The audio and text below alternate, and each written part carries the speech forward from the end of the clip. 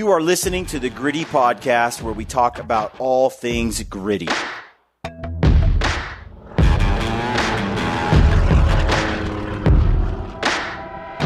All right, folks, welcome to the Gritty Podcast. I'm Brian Call. Today I have Caleb Stillians here on the podcast with me. Caleb's been a guest before.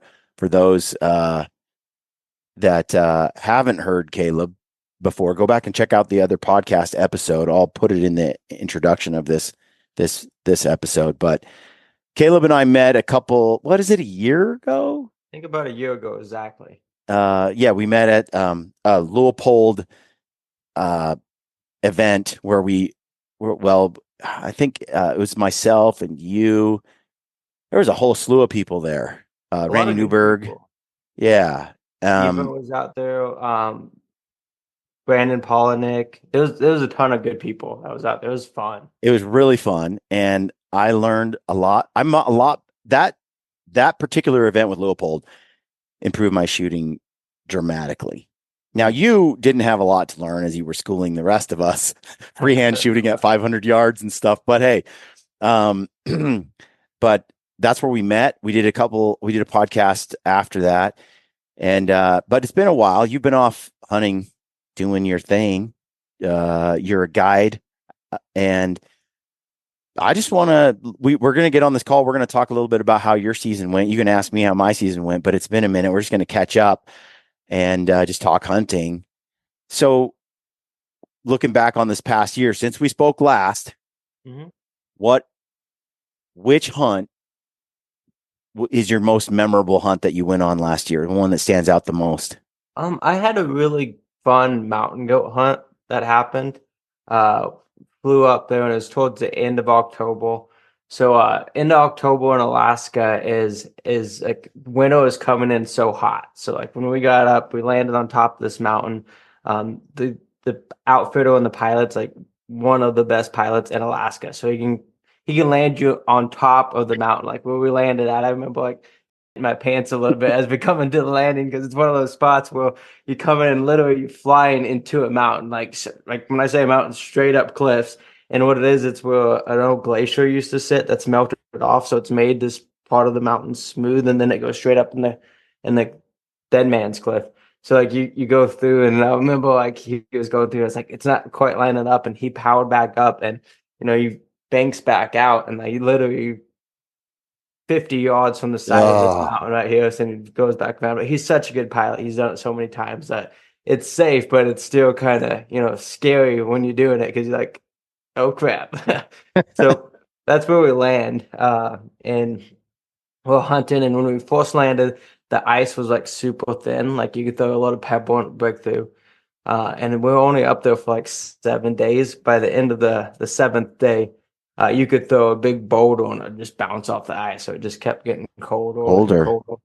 And like where we were at never hit the sun on the side of the mountain we were on, because the sun's so far south that time of year in Alaska that the mountain was kind of blocking it. So it was a fun hunt, because we went out and we had a lot of interactions with goats. Goats walking right by our camp. We ended up killing a really nice billy that was just shy of 10 inches. He was almost 10. He was a good billy. It was funny. So we climbed up the mountain. We played cat and mouse with this goat for like 3 days.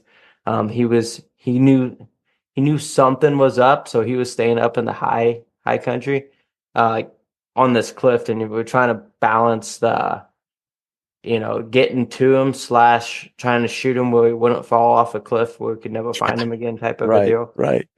So after a few days of doing that, we got him, and then we were hiking back down, because where he went at, we couldn't get to him. We would have to drop down and come up another way to get to him.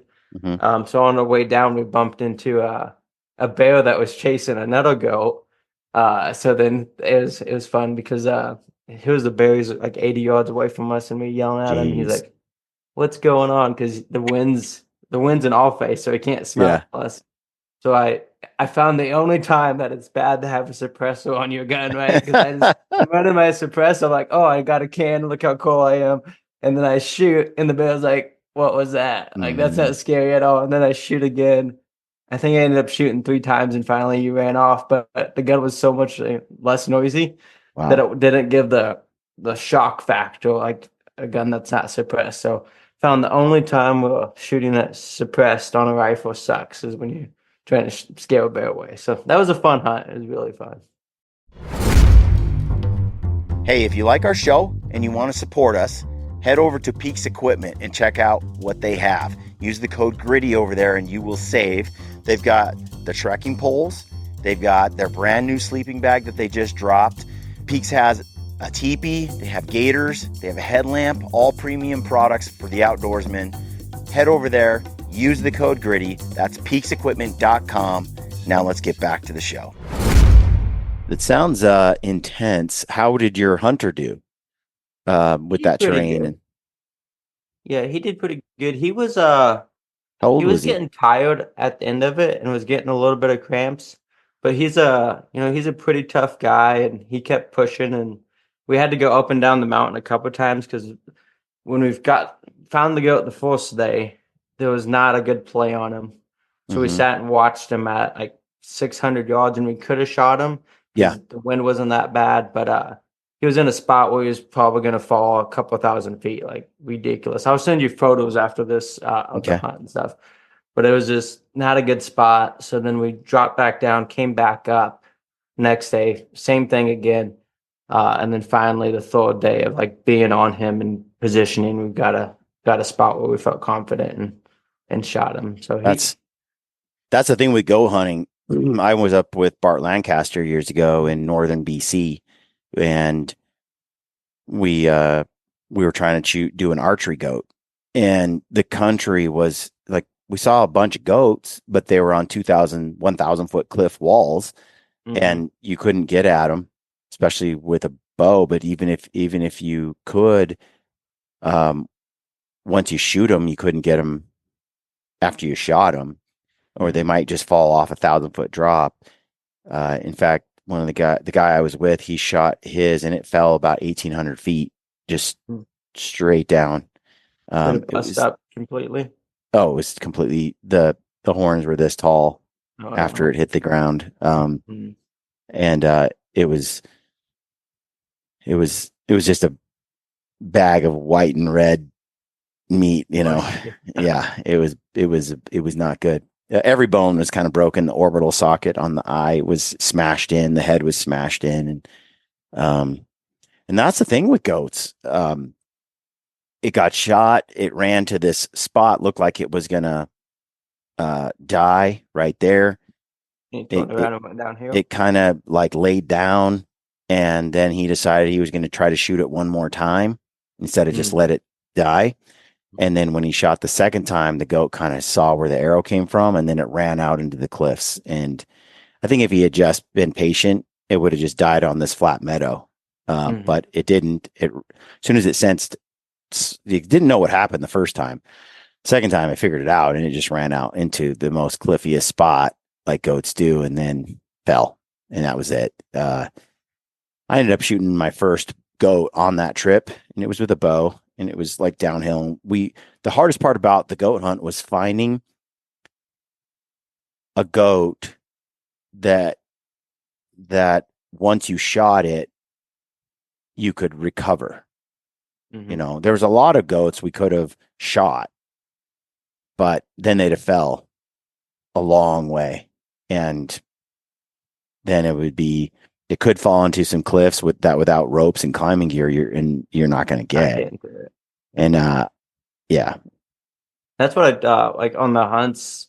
I try to explain to people, and clients are actually usually good because it kind of like tones you down a little bit because now you're responsible for someone else's life. So some of the country that you would try on your own, you won't Mhm. try with someone else.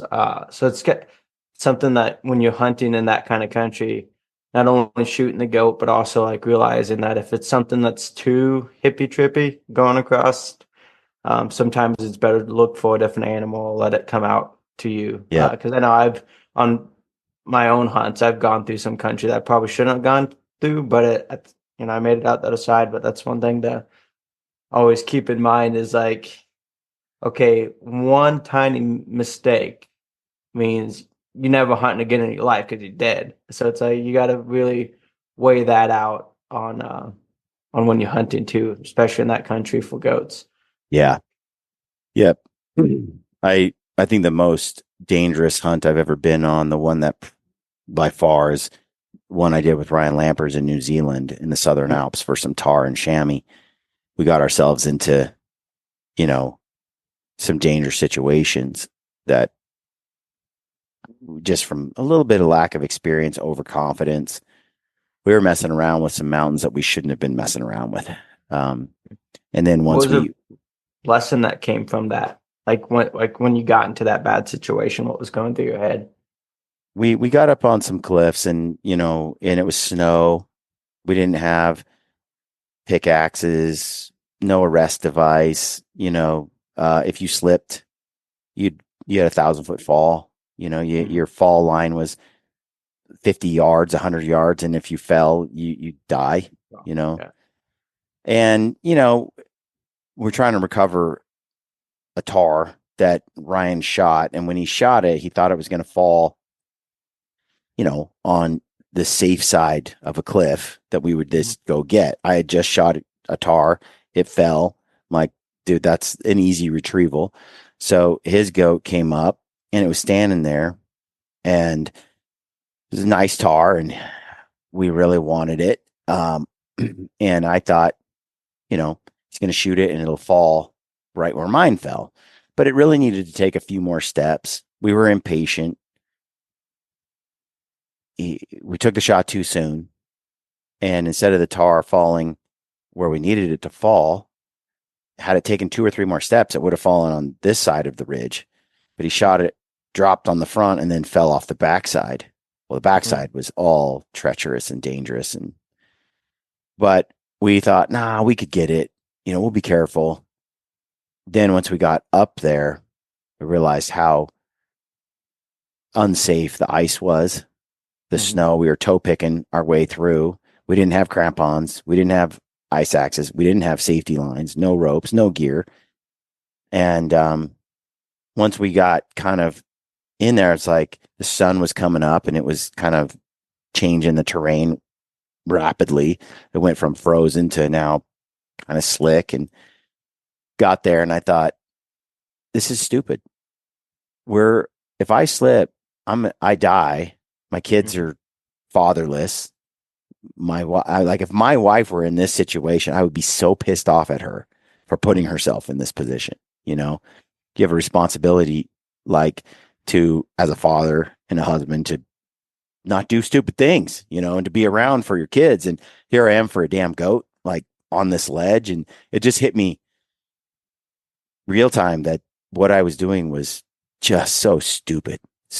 No goat is worth this risk. And we were so careful. We had our trekking poles out, and we were like every step we were cutting a little ledge into the snow, making sure it was packed down before I moved from one to the next, and just everything I could, painstakingly slow to get off of that slope and back to where we were pretty safe again. And I've never been so scared, in any other situation I've ever been in. We got ourselves out there, and it was just, I don't know, it was in the heat of the moment, trying to get this tar and all that. And in the moment, we're dismissing all the warning signs, and then when cooler heads prevail, you realize what a predicament you've got yourself in. And there was a few instances where that happened to us. And in hindsight too, we didn't realize how dangerous the situation was until a day or two later, when we saw some avalanches and some entire mountainside just fell. We were one bridge over. How do we know the snow just didn't drop out right there, just like it did there? The time of the year, we were completely naive, inexperienced with those conditions and those mountains, and have a whole lot more respect now for that stuff than I did then. We were just, and part of, I think, what makes you more skilled and more capable, there are times in your life where you find yourself in situations like that and you don't die. Whether you're on the ocean in a boat and you misjudge things and you're now in a storm, or whether you're on the side of a mountain and you might slip and fall, or it's those things where you don't actually, or you might get hypothermia, but you don't quite, but you escape it. It's like a young buck, you know, that escapes some near death moments. Well, if he can get a combination of luck and a little bit of skill, but luck, that buck grows up to be an ancient buck. Uh, you know, and there's a little bit of that. Like a lot of, I think what makes us more capable now is the fact that when we were stupid and naive, we didn't, it didn't cost us. Could have. And and you can look across the board. Like I've had a lot of conversations with like other outfitters and guys that have been out, from Bart Lancaster to Cole Kramer to Dustin Rowe, some guys that have been out hunting with lots of, their outfitters, guides, and you talk to them about some of the experiences that they've had. And there are some that where it cost them almost their life. Well, what happens after that? You're wiser and smarter. And if you learned anything, you don't make that same mistake again. And, but yeah, now, yeah, I'm much more, I'm a lot wiser than I was before. Well, I got two questions for you. I guess one's a statement, and it's like you got to know where that point of no return is, because if you're not pushing yourself on hunting, then it's kind of boring and you're giving up a lot of opportunities. But there's that fine line of pushing yourself to like where it's like, okay, we're gonna make this happen, and this is a point of no return. We cross this line, it's 50-50, and you want to stay on the other side of that line all the time, because you're right. When you're young, like when I was younger, I almost died a couple times up in Alaska, just because it was like when you're 19 and you're like, nothing can kill me. Like I could bench press 300 pounds. I'm running like crazy. Nothing can kill me. And then you almost die. And then you almost die again. You're like, crap. Yeah, I guess I can die pretty easy. Like, so it was like that. But for the question for you, like, how does, because I'm starting to get serious with my girlfriend, thinking about that. How do you manage that with your wife? How does she handle that? Like when you go out on like the big hunts, because that's something I'm trying to think ahead as I get more serious with the relationship. definitely before I had children, before I was married, when it was just me, when it was really, I was a lot more reckless because, you know, I, if I died, it just affected me. And it's funny because when you're a young man, I think young men they have a little more invincibility, feelings of invincibility, and young men tend to take a lot more risk than older men do. Um, and from driving fast on a motorcycle or a car, or, climbing a cliff without a rope, Oops. like I did all those stupid things, cliff diving, into jumping off a bridge, into a swift river. It's like, this is pretty high. Like, this is dangerously high, but I'm going to do it anyway. Like, why? Why? Well, because there's something about the danger that makes you feel alive. And there's also something about it that men especially, I think, are programmed to do. Like, you want to conquer your fear. You want to be able to do the thing that you want to overcome. Like anything that scares you, I had an instinct to try to overcome. Mm-hmm. Like I feel like coming up to a bridge, jumping off this bridge, we would do this all the time. We try to find the highest bridge we could find in the most dangerous water we could find that we could jump off of, but not actually die, And it's like, why? Why? Well, because my cousin did it. And if he could do it, I could do it. Or I would do it first. And he would like, well, now I have to do it. I remember we were up on this one spot where you had to run and jump, and you had to time it just right to land in the deep spot of this shallow pool. Otherwise, you're breaking both your legs, And it's like, there's no way you can't just jump straight down. Like you got to like jump a distance. Mm-hmm. It's just like the dumbest thing we've ever done. He did it, and so I did it.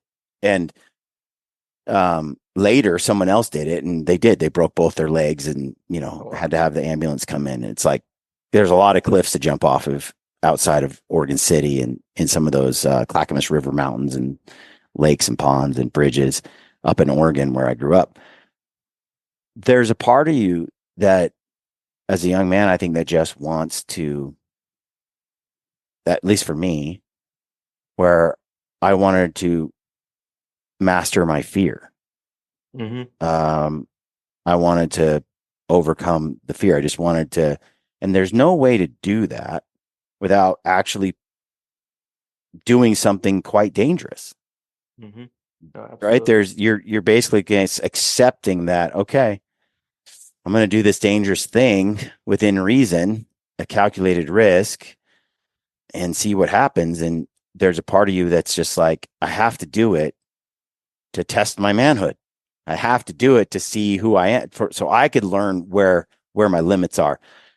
I remember my cousin and I, we were up at Grand Targhee, snowboarding in the 90s. And there was this cornice that's just like a cliff. And it just drops off. There was like 30 people standing around the cliff edge. Some of them are peers, and they're like, you got to be crazy if you go off of that. Like, that's nuts. The first thing my cousin and I we were like, we're going to do that. We're just going to explode off of this thing and just drop. And it's just a drop forever. And then it's steep. And we had that feeling of invincibility. It's like, the Man from Snowy River, where the guy goes off on the horse and he's the only one, and everyone else looks down like, whoo. It was like that, except on snowboards. And my cousin goes off and I went off like, right, boom, boom. And the whole crowd is like watching, like, look at those legends. Right. And so you're propelled by showing off and all this kind of stuff. But also there's this, I want to do the undoable, see what happens, Mm-hmm. And oh, dude, I jacked up my back. Like I hit, and it was just we both just ate it, and it was bad. And I was pretty sore for a couple of weeks. I probably still have damage today. Why? Because there was something about the danger. And then once I did it once, a couple weeks later, I did it again, but better. And then again, but better. And didn't get hurt, learned how to land better. But I think that men need to take risks to develop courage, like human beings in general, women as well, but especially us. You got to feel alive, and that only comes from risk. So I don't like our whole super risk averse culture that people are trying to push on society today.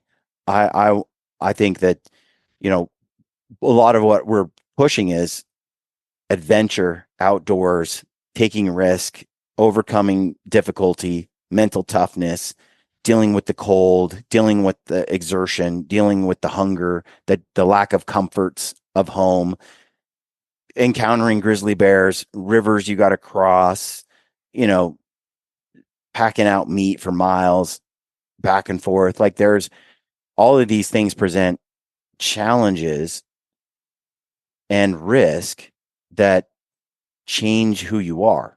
It's like when a guy goes into the octagon in a UFC fight and he's in this cage, there's a part of that that's just like you're accepting this massive risk, and you've tried to prepare yourself best you can, but you don't know what's going to happen until you're in there. And that step, you don't go into the cage, you come out of the cage a different person than when you went in. You can probably take every hunt you've been on, including that last goat hunt. You just stack that one on top of the last one, and the last one, you're a different man after that hunt than you were before. Each one is a progression into another level of where you're at. So then you're doing this when you're not married and there's a certain freedom that comes with it. Like, look, I'm willing to take this chance because I don't feel this sense of, I feel this freedom to do so. Once I got married, I felt like everything changed overnight. Once I was married, I felt like I had no right to do some of the things I did. Like, I have a duty to someone else now that I've committed to. And once I had a child with that woman, and now I'm raising a child with her, I have a duty to provide, to protect, to be there for her and the child.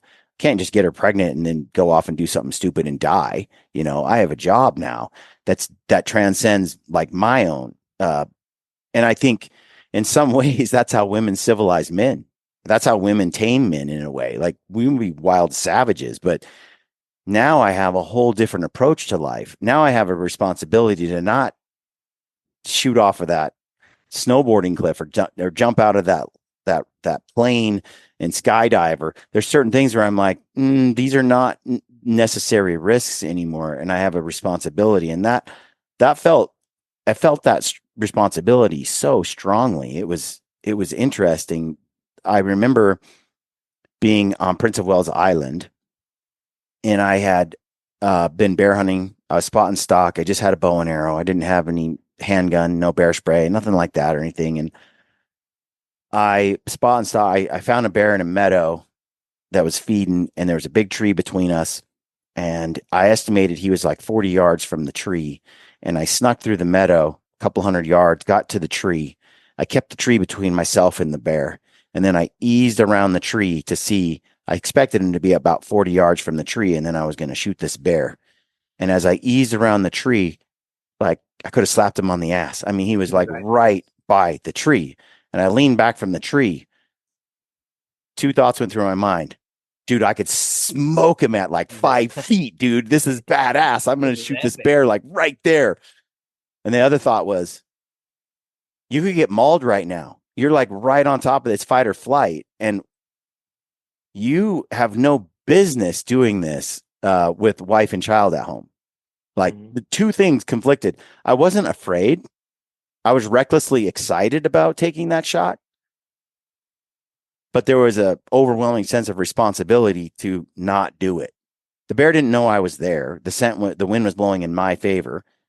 So I made a decision to step away from the tree another 20 or 30 yards, get a little bit of 30, 40-yard distance between us. And then I was going to rotate and take that shot from a distance. So I wasn't within 5 feet of the bear. Yeah. So I snuck back the whole time, keeping that tree between us to put a safe distance between us. I did that solely out of respect for my wife. There was no personal desire to do it. And had I not been married, I'd have just shot it right there, point blank. Mm-hmm. And so I stepped back, and, it was probably 99% chance that if I had just shot it at 5 feet, the bear wouldn't have done anything except run away. But there was that maybe possibility that it turns around, I make a bad shot, something happens, and I'm right in his bubble, and I get hurt. No one's there to help me. I'm alone. I'm solo. So I ease around that tree at the 20-yard mark, and just as I'm about to shoot that bear, he's about 30 yards from me. The wind, I knew I was pushing the wind. The wind blew. He caught my scent and he bolted. And I was like, I was bummed, but I'll never forget these like conscious emotions I was having where I played it safe in a way I never did before. Mm-hmm. And there's many moments since then where I'm like, I'm not doing that, because if roles were reversed and my wife did that, I would be so pissed off. All I have to do is think about it, in reverse. If my wife was going to cross this river without a life jacket, am I cool with this, or am I angry about it? And I look at it now and it's like, if I do something where I would be pissed off if my wife tried it, then I probably shouldn't be doing it, Mhm. And it just changed me. I didn't have to like consciously think about it. It just, the sense of responsibility just came in and did it. So I still take a lot of risk, but it's calculated, much more careful. I don't do stupid things. When I was out with Bart Lancaster, Bart, I don't remember, I asked him how many mountain goats hunts he'd been on, and it was like, 190, like some insane number of goat hunts. He'd been guiding the Lancasters and their families for years. He was an incredible horseman, great with dogs. He'd done a lot of, Bart is a hound hunter. He's kind of legend in Canada. And so he had a lot of experience by the time I hunted with him, maybe 6 years ago or 7 years ago, this was. And he said, Brian, do you know how many dangerous and wild, like life-threatening stories I have to tell you, spending the night out all night in a cold mountain in the snow because of just the harrowing things I do? And I'm like, no, how many of those stories do you have? He's like, zero, because I don't do stupid things. And because I was sort of complaining because we were leaving at like 3 o'clock in the afternoon from the Goat Mountain to go back to camp on horseback. And I'm like, dude, we got hours to go. Bart's like, no, if something goes wrong, something happens to a horse, you get stuck out overnight. Like, his wisdom Mm-hmm. was good, and he didn't take those stupid. And I learned a lot from watching Bart, who is a killer, gets it done, got us both our goats in a short little window of time. The man was uncanny, but he never put us in any kind of high level risk. He just was smart. He left early. He planned ahead of time. Didn't put ourselves in compromising positions. If the weather was a certain way, he's like, we're not playing with this northern BC weather. We're going to do this. And there was just a heavy duty respect for the mountains and the danger that's out there. And from that day and hunting with Ryan Lampers, we've both become more and more careful while still taking risks, but we just don't do stupid things. Hey, if you like our show and you want to support us, you can do that by shopping at Stealthy Hunter, great partner of ours. They sell rifle covers, which we use on every single hunt. They sell glassing pads. They sell supplements. They got CBD gummies, other products over there. Check it out. Make sure you use the code GRITTY. And now, back to the show. I think what you said is there's a lot of luck that comes in, and you don't know, well, luck or God, whatever you want to call it. And you don't know how many times how many good chances you get. So once you realize, like, the mountain doesn't care who you are. It's going to be here long after we're gone, and it was here long before we were here. If you mess up on it real bad, it's going to kill you. And you might get lucky a few times, but if you keep pushing that, eventually it's going to come back and bite you in the backside. I have And a I want to add something, like, when I was an auditor and I did accounting and finance work, and I would audit business processes, and we would evaluate risk. That was a big part of the audit that we would do for companies. And risk was a combination of two factors: impact, like what's the negative consequence of something happening. Mhm. So impact, was it catastrophic?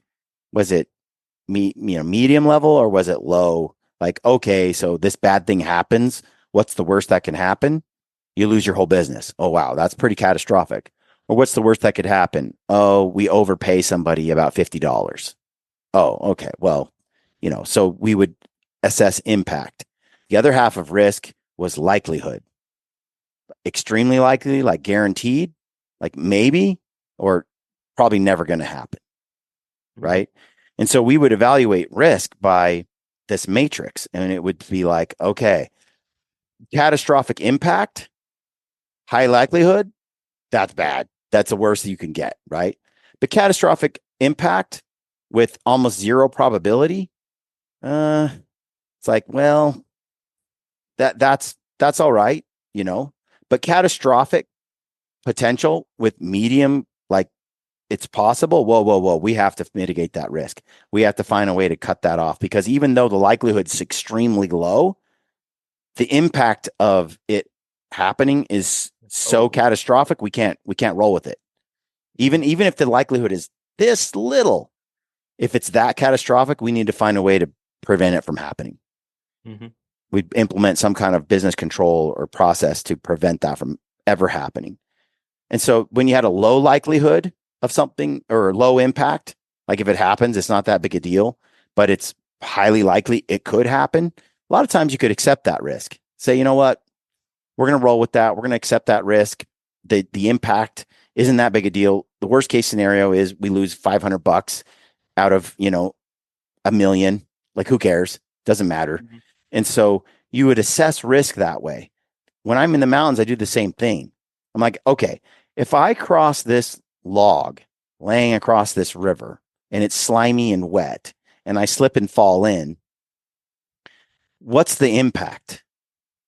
Well, if it's a deep river raging and it's dead of winter, I could die of hypothermia, drown, get swept downstream, get hit up against the log, get drowned, smashed against.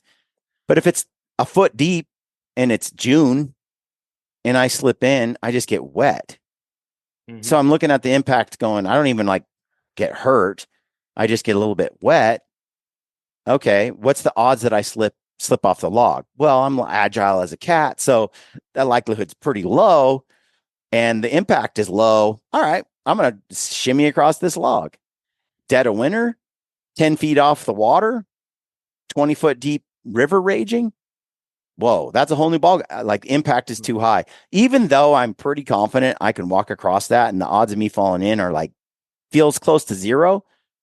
That's that line you were talking about earlier, that the no cross, you can't come back from. It's like, that's the highest impact, negative impact if I fall off that log. So even though I'm 99% sure I won't fall, I'm not going to do it anyway. Because if I did fall, you die.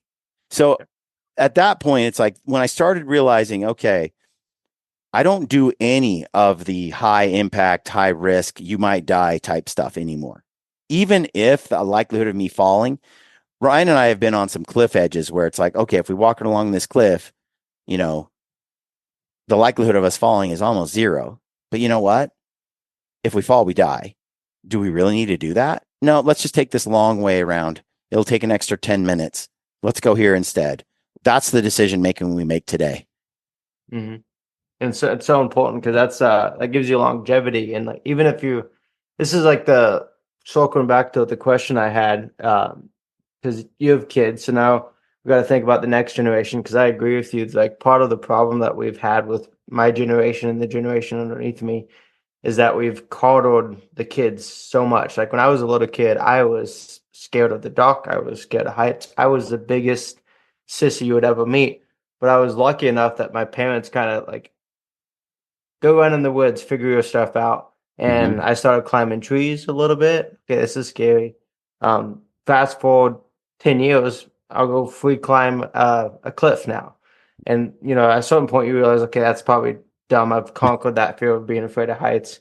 Now I don't have that fear anymore. I can kind of like quit pushing that boundary. But as a parent, this next generation that we're raising, how do you balance the line of letting your kids get out there and do that dangerous stuff so then they can figure out where that line is and grow, versus like your genuine concern that you don't want your kids to get hurt? Because I think the main society has lost that, because now it's just like coddle them all. Here's a screen, stay inside.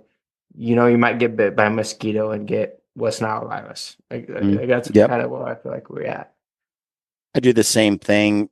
I do that high impact analysis and I say, okay, if my kids do this thing, is it going to result in permanent damage? Is it going to result in like prison time? Is it going to result in crippling? Is it going to result in, an unrecoverable mistake? And I try to give them as much rope as possible within a certain amount of danger. So I limit the catastrophic types of danger and let them go. So not too long ago, I left the Jeep, our Jeep with my daughter, all three daughters, and we left town. They're all, teenage girls, 17, 16, 17, 18. I'm like, here's the car keys. Over the weekend, over this next 5 days, you guys need to go here for this event. And Abby's got her choir, and you guys have some high school games you need to be at, and there's some extracurriculars. We won't be here. So your sister's going to drive you here, and you're going to drive there, and you're going to do this. You can run to the grocery store, grab a few things, but we want you to clear it with us. But here's the car keys and nobody to watch you. Be good. My wife was like, you're insane. What are you thinking? You can't do this. They're going to do stuff. They're going to break the rules. They're going to go and do. And I'm like, I know. I'm sure they will. Because if I had, I'm hoping that they don't. I'm hoping that they don't betray our trust. I'm hoping that they follow the rules. But I'm like, at the same time, I have to give them the freedom, the trust to test themselves. They don't know where they're at. They got to test themselves. Are they going to give in to certain temptations? They're going to sneak over to this group's house, this family, this boy's house? Or are they going to go, run around, to places we forbid, run up to the lake? What are they going to do? And I just put a tracker on the car so I could see where it went. And then they were good for about 3 days. And then the tracker showed me that they went all kinds of places they didn't ask to go to, and that they didn't have permission for, that we would absolutely say no to. And it was disappointing. It was like, dang it. But guess what? They got in trouble. They did a little too much with the car. The police showed up. They had to do community service. Like, there are consequences that happened from their bad decision making. I came home and still grounded them, but at the same time, and they lost my trust. But Caleb, I want them to make those mistakes so they learn. If I just protected them and kept shielding them and kept never gave them those keys to make that mistake, how would they learn? How can they grow up? If I just protect them all the time, then they leave the house at 19, 20 years old, 18. Then they never learned that stuff when they were little. I mean, as a parent, you have to take chances. You have to take risks. You have to let your kids, you have to say, okay, here's your opportunity. Don't mess it up. And then what are they going to do? Probably mess it up because they're stupid and they're teenagers and they're young. That's what kids do. And it's like, okay, guys, now that you show me that you're not trustworthy for the next 5 months, no, you can't go anywhere. Oh, you want to have a friend come over? No, I don't trust you. I don't know what you'll do if you go out with them and do this thing. And then they got to earn that trust back. It's so much better for all that to happen when they're young. That means as a parent, you gotta gamble. You gotta let them live a little. You gotta give them enough rope that they can challenge themselves, but not so much rope that they hang themselves. Mm-hmm. And that's a delicate balance. And for me, I think if you protect your kids and coddle them too much, they're going to make all those mistakes, but instead of making them at 15 years old, they're going to make them at 19 years old. Mm-hmm. And now they're not under your roof anymore. Now they're not underage anymore. Now there's all kinds of other things that it's so much better for them to learn when they're young, and they can only learn when they're young if you let them take chances. And, then there's the parents that don't, that just take all the risk in the world. Oh, here's a smartphone. Sure. Go off and do this and go and do that. And there's no limitations. Mm-hmm. And, those kids get messed up so often and brainwashed and sucked into various ideological cults, and things get to be a mess. They roll in with the wrong crowd. They try some drugs. They do things that permanently, Mess them up. mess them up forever. That's where a parent gave too much rope, you know? So there's a balance to be achieved where you're protecting your kids with everything you've got while also letting them take risks. That's where I let them make choices too. It's like my mom has raised 8 kids, and she's like, Brian, she's like, what I did was I let you have as much control over your life as possible on the things that didn't matter. Okay, Brian, what do you want to wear to school today? I don't care. Wear whatever you want. It's your choice. What shoes do you want? Your choice. Do you want to go to this activity or not go? Your choice. You know, the list was long. Do you want these chores or these chores? It's not that I didn't get any chores, but I got to choose which chores, right? There wasn't a choice. I would have chores to do. Feed the cows, you know, fix the fence, take out the trash, you know, clean the kitchen. Like, which of those are the ones you want to do? You don't get to not have any work to do, but you do get to choose which work you want to do. And so I felt like I was in control of a lot of things in my life when I was young and as a teenager, but I actually wasn't. In many ways, I wasn't, because on the things that really mattered, she's like, you don't get to decide if you go to church or not. Not that's mandatory. Sorry. You don't get to decide whether you're going to drive the car around, you know, anytime you want. That's a choice you don't get to make. I decide when you drive the car.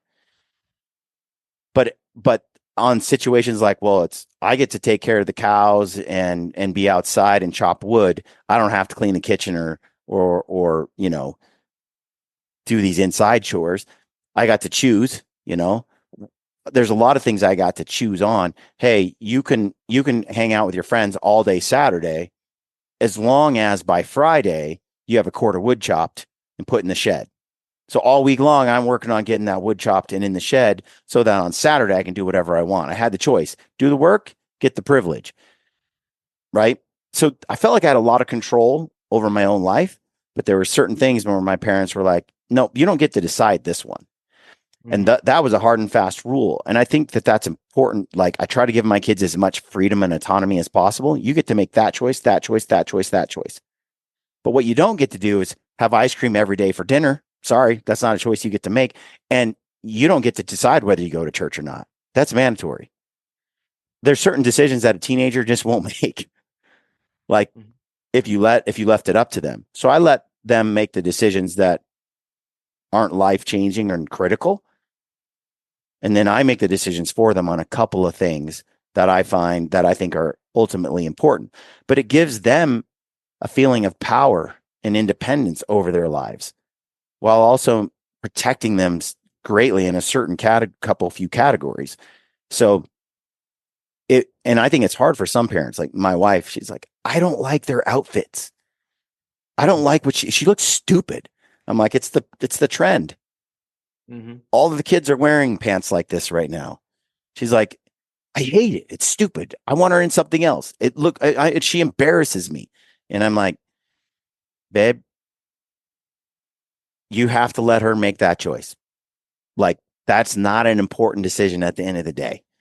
Like, the shoes she likes and her fashion, not that big a deal. And it gives her a feeling of control over her life in a way that we're granting to her, but she doesn't have control at her curfew.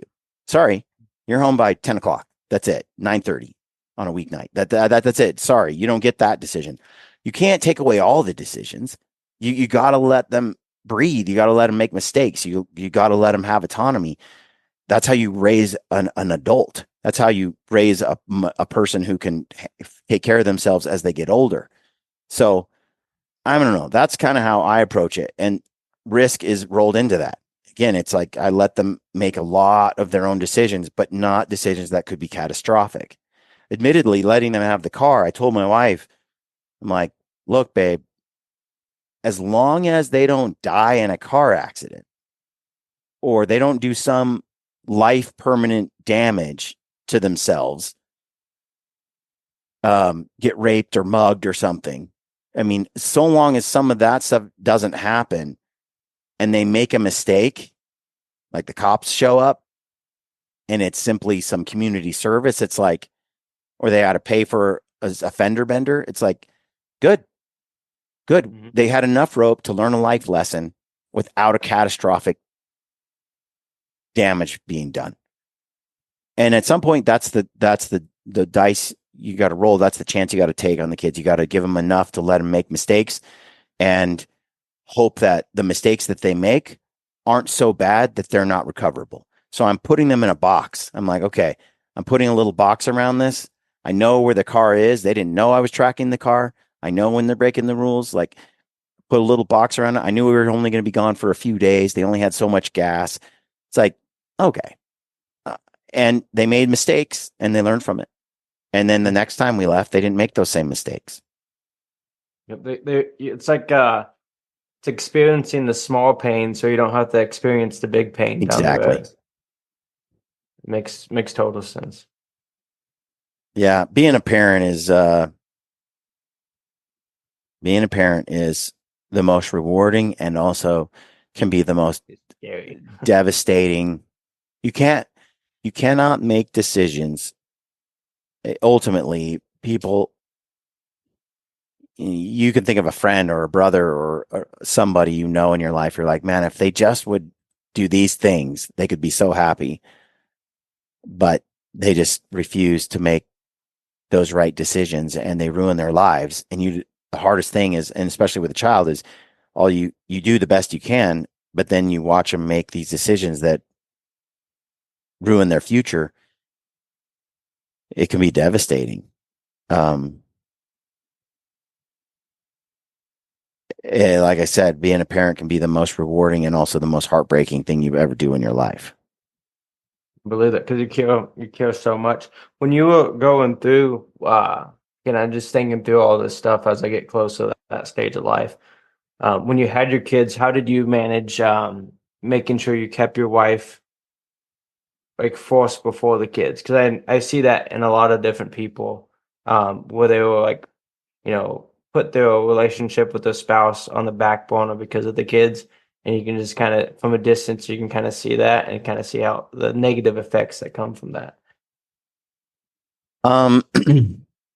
It's funny.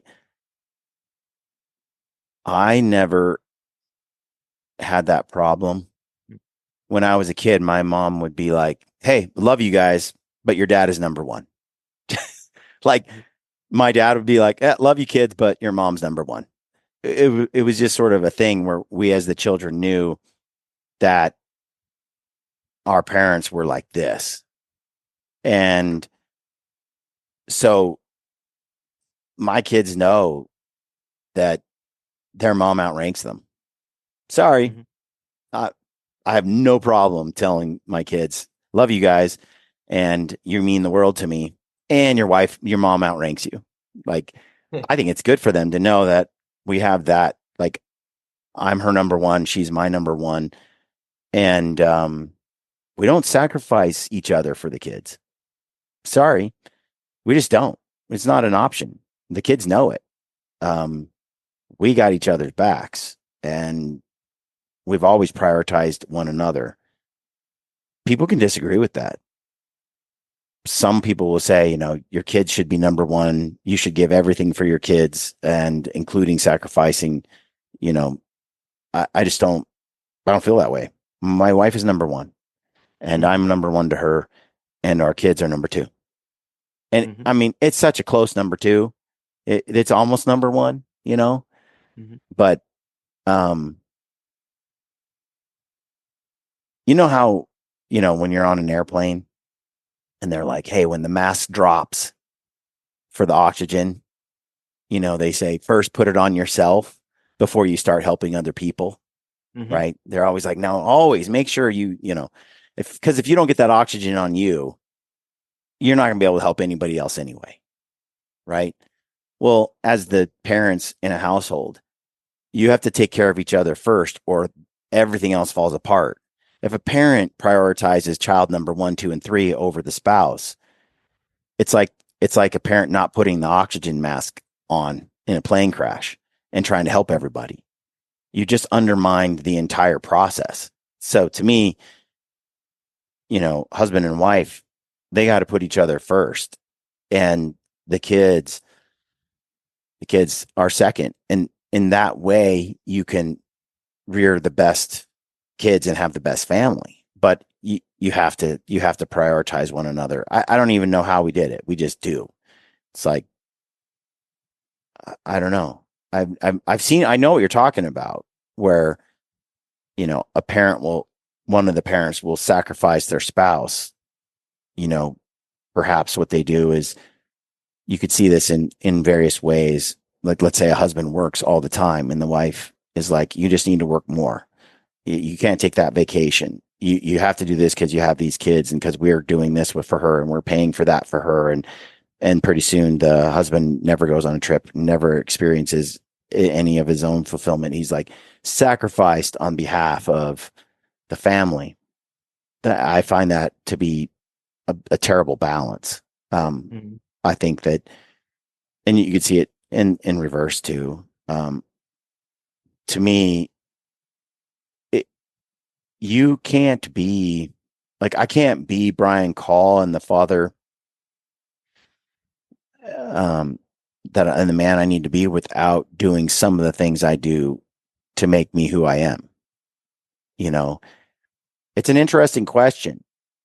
I had Cameron Haynes on the podcast a few years back, and I asked him, Cam, you're out running a lot. You're doing lift, run, shoot every day. You're working, and then you also do the Cam Haynes thing on the side. You're running marathons. You're doing a lot of things, right?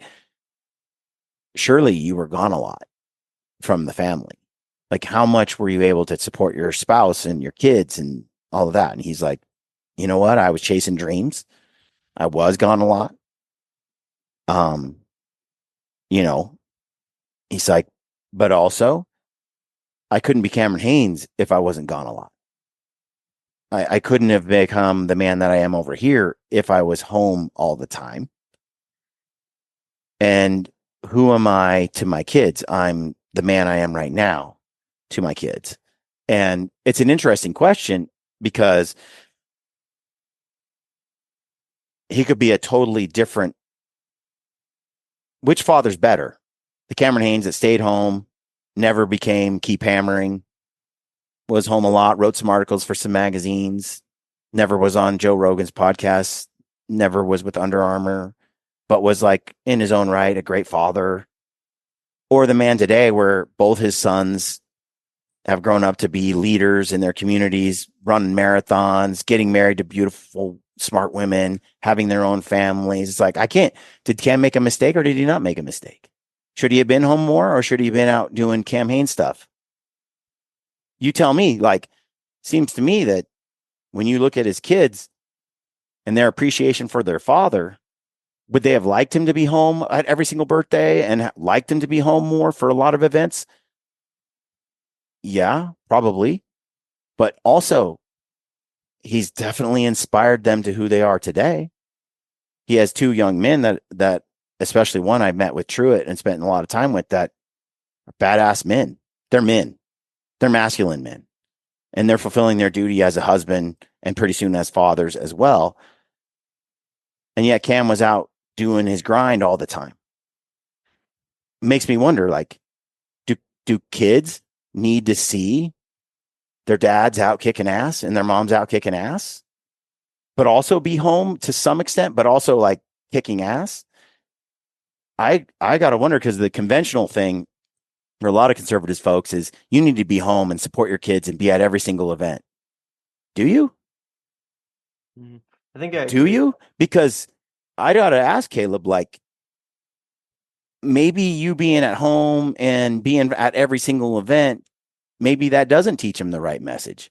Maybe they needed to see you out winning in life more.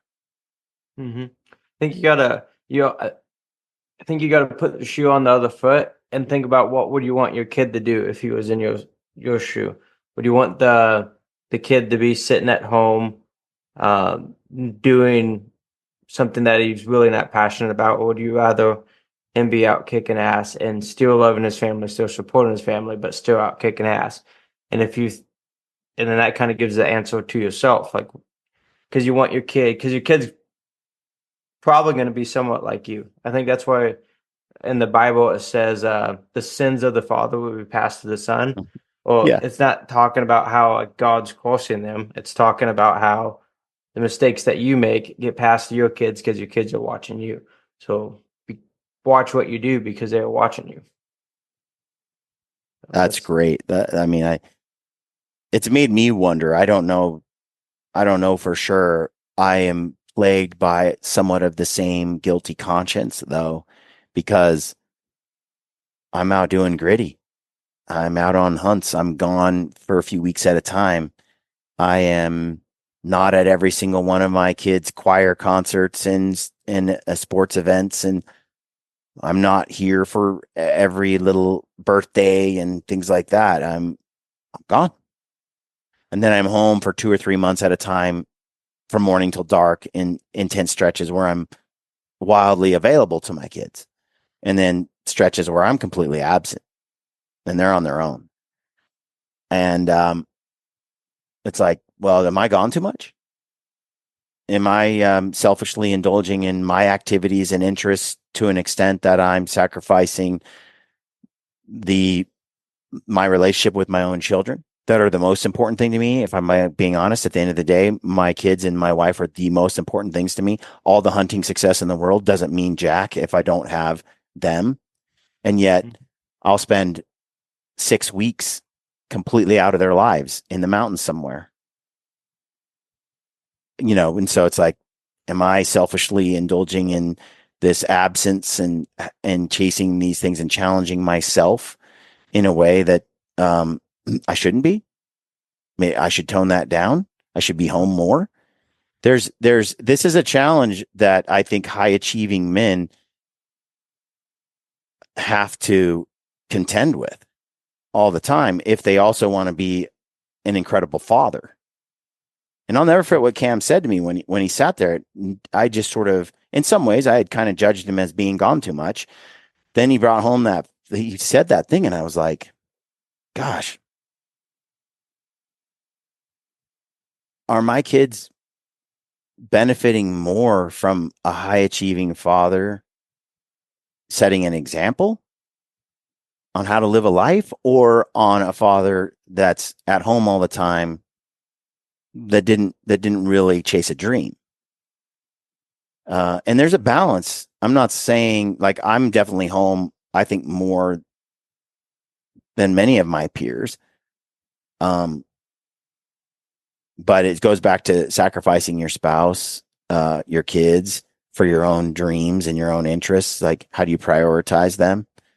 Um, Man, it's a challenge, but I truly believe that for you to be the best version of Caleb, you've got to go and kick ass and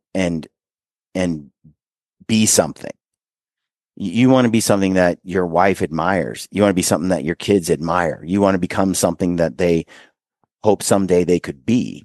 And that requires you going out into the world and doing things. And that requires absence. Um, but then there's that security that they know that you have their back, that you're going to fight for them come what may, that you're willing to drop all those things in the world, if you have to keep them on the right track, which I've done. Like, my kids went off the rails for about a year. I stopped doing gritty for like a year. I just quit. And my kids understood, like, I'm willing to ditch it all to protect them. And then when they got back on the right track, then I got back to work. And so I think there's a balance to be had there. At the end of the day, though, I think they need to see, and you need to live that adventurous life. If you don't live it, you're not fulfilled. You're not the best version of Caleb Stillians that you can be. and something that I've kind of talked to with my girlfriend is like and it kind of applies to this conversation is that saying distance makes the heart go fonder. So it's like if you have something that you have it all the time. Like how often do we don't have, let's just say, a fancy gun? Like we dream about this gun all the time. Once we get this kick-ass gun that we can shoot 1,000 yards with no problem, then all of a sudden it sits in the closet and we start thinking about it because we have it. It's right there. We have access to it nonstop. We take it for granted. The minute that we don't have that, we start to appreciate that item more. And I think it's the same with people. It's like if like I'm about to take off to Africa for a month, and like what I was telling my girlfriend, I was like, yeah, it's gonna suck. I'll be gone a month. I was like, not as bad as what I used to. It used to be 3 months, so good for you. But then, I think it refreshes that relationship in a way because it allows you to breathe, it allows you to clear your mind and come back and like, hey, I actually do appreciate this portion, even though they have a do these couple of things that annoy the piss out of me if I'm too close for too long. As soon as I get away from that, it's like those things are not that big of a deal. I really like the person for these huge factors that actually do matter. And I think that's something that applies to this is that when you're out there hustling, you're out there being gone sometimes, even though your family misses you and you miss your family, that missing factor of it, I think, could be healthy for that family structure, perhaps. Yeah, I think not too long ago, Andrew Huberman did a podcast, which was really good. And it was something about, it was a great show where he talked about the physiological changes from two people romantically, husband and wife, when they are apart for a period of time. There are actual hormonal, neurological things that occur from a scientific standpoint. And he broke it down. It was interesting because it's true. I mean, I've experienced it myself. The longer you're away from the person that you're in love with, there's like these cycles that you go through, and there's hormonal changes. So your body hormonally shifts to make you want to be with that person more than before. Your hormones ramp up, your desire for them physiologically increases. Neurologically, there's some changes that happen. It's like physiologically, there are things happening inside your body to try to get you to come back to the person you left. Like almost like there's an evolutionary aspect to that, where a man goes out, kills for food and hunts and does all that, but comes back as a provider, and the intense desire to return to that person after a week, 2 weeks, 3 weeks, 4 weeks, and the thoughts that start to be constant as you're apart. It's crazy. You're absolutely right. And to have a scientist kind of describe the process from a scientific perspective and less of like an emotional one, it was pretty interesting. I need to go back and find that episode, and basically how absence makes the heart grow fonder. But from a scientific perspective, there's 100,000% a neurological, physiological response that's happening, probably in combination with a spiritual one too. But the fact of the matter is, when I'm away from my wife, all I remember the longer I'm away is all the things I love about her. And all the things that we fight about, I don't remember what they are. Like absence makes the heart grow fonder. And Huberman talks about the physiological experience when you come back together. Look, the lovemaking is 1,000% more intense after being gone a month or 2 months. The connection is so much stronger. Like there's a revival of emotions that happen that are pretty dormant, when you've been married for 30 years and, you're together day in and day out. I part with my wife for 6 weeks. I come back. Like there's a romance and a spark there that only comes from the absence. And to this day, we have a really romantic relationship, even now, and an intense relationship. And I'll be 50 in October. We've been together since I was 22. She was 20. So we've been together a long time. We've only been with each other too. We've never had any, you know, sexual relationship with any person but ourselves, but each other. And so there's a, I don't know, there is a closest that we have. And then when we part and come back together, there's a fire there. And so I feel like it's been extremely beneficial to have these absences from each other. Oh, each time we're apart but come back together, we have a deeper appreciation for each other than we did before. And we've gone through these cycles on and off for years. It feels really natural, actually. I think if you think about it from an evolutionary perspective, how many times throughout, if you look at just 100 years ago, 200 years ago, 300 years ago, how often did a man have to leave the house for months at a time and then come back? You know, on the frontier, it happened all the time in the West. I think that hunter-gatherers, Native Americans, like the men would leave for weeks and then come back. You know, I think it's actually a pretty natural process to be apart and then together and apart together. And it does feel very natural for me to leave and then return to her and leave and return to her. And there's a fire there that isn't there with some of my friends who they literally never spend a day away from their spouse. I think it's good. I actually think it's healthy to do it. I know it's healthy for my relationship. It's like you go away and like again when you're there too much at the end of it, like there's a lot of little things that start to bug you. And like you said, when you're gone, you forget about those little things and you think about the big things of how awesome that other person is. And then you come back and you want to show them how awesome they are because it's like you've had time to actually think about it and appreciate it. Or if you just always have it there, you're just like, yeah, whatever. I don't know. Another thing that I've experienced, Caleb, is if you go into the mountains and you don't have any kind of book to read, audio book to listen to, radio, podcast downloads, movies to watch, like if you go into the mountains and you leave all of that behind, so all you have is your own thoughts.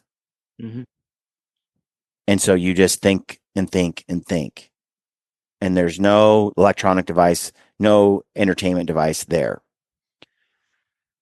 And I've done it for like 15 days.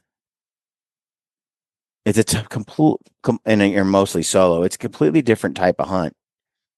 And the things I remember from my childhood, my wife, the romantic encounters we've had, the like different things become so fresh in my mind. I'm remembering things that I had forgotten about for a decade, moments and times, and the longing and the fondness for my wife. And like, there's something about cleansing yourself of all, of all the electronic inputs and all the media content that where you just sit there and you think all day long and all you have is your own thoughts.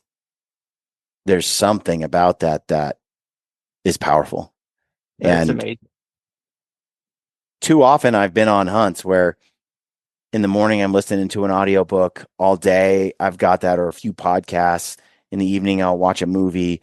In those instances, I'm like consuming content and I'm learning and I'm thinking, but I'm not pondering the world or myself or my relationship, and I'm not remembering memories. I'm not really assessing deeply my own place in the world and my relationships. And so that cleansing where it's just you and your thoughts, I'm trying to do that at least once or twice a year, where I'm not listening to any, or I have nothing from my phone to consume.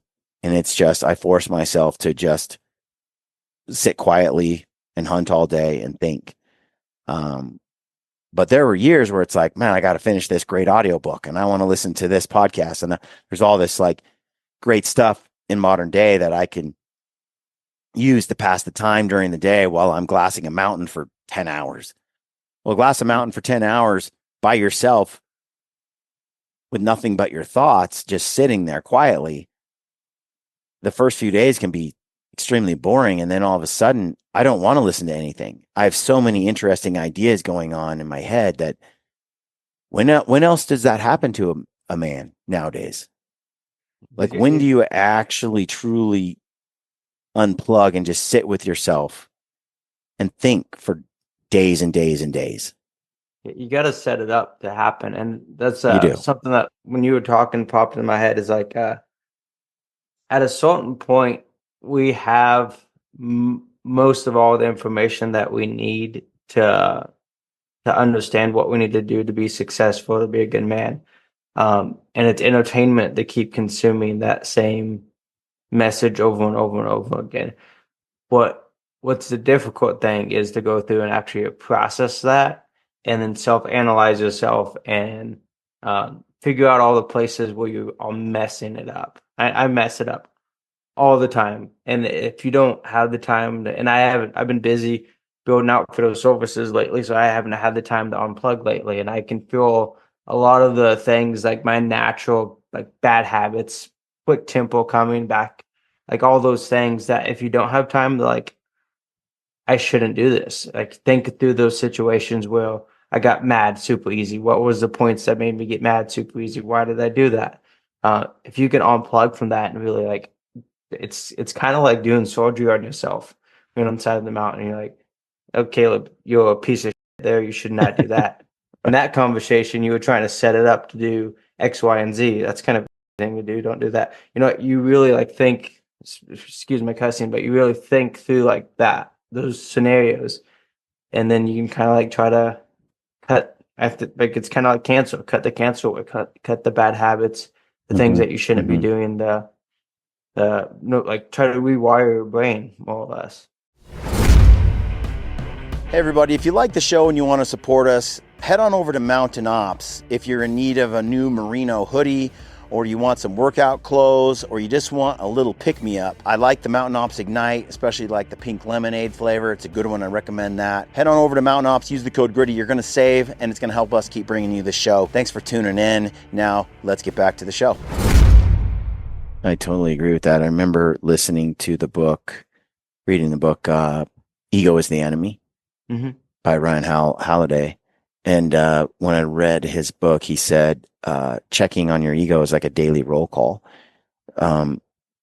If you don't reflect on your behavior, then every day, like, let's say a friend of yours drew the best tag ever, and then he went out and he just made the luckiest shot with his bow and killed, a record, whatever, sheep, let's say, or elk. And then, he's wildly successful and everybody's like, dude, congratulations. That was awesome.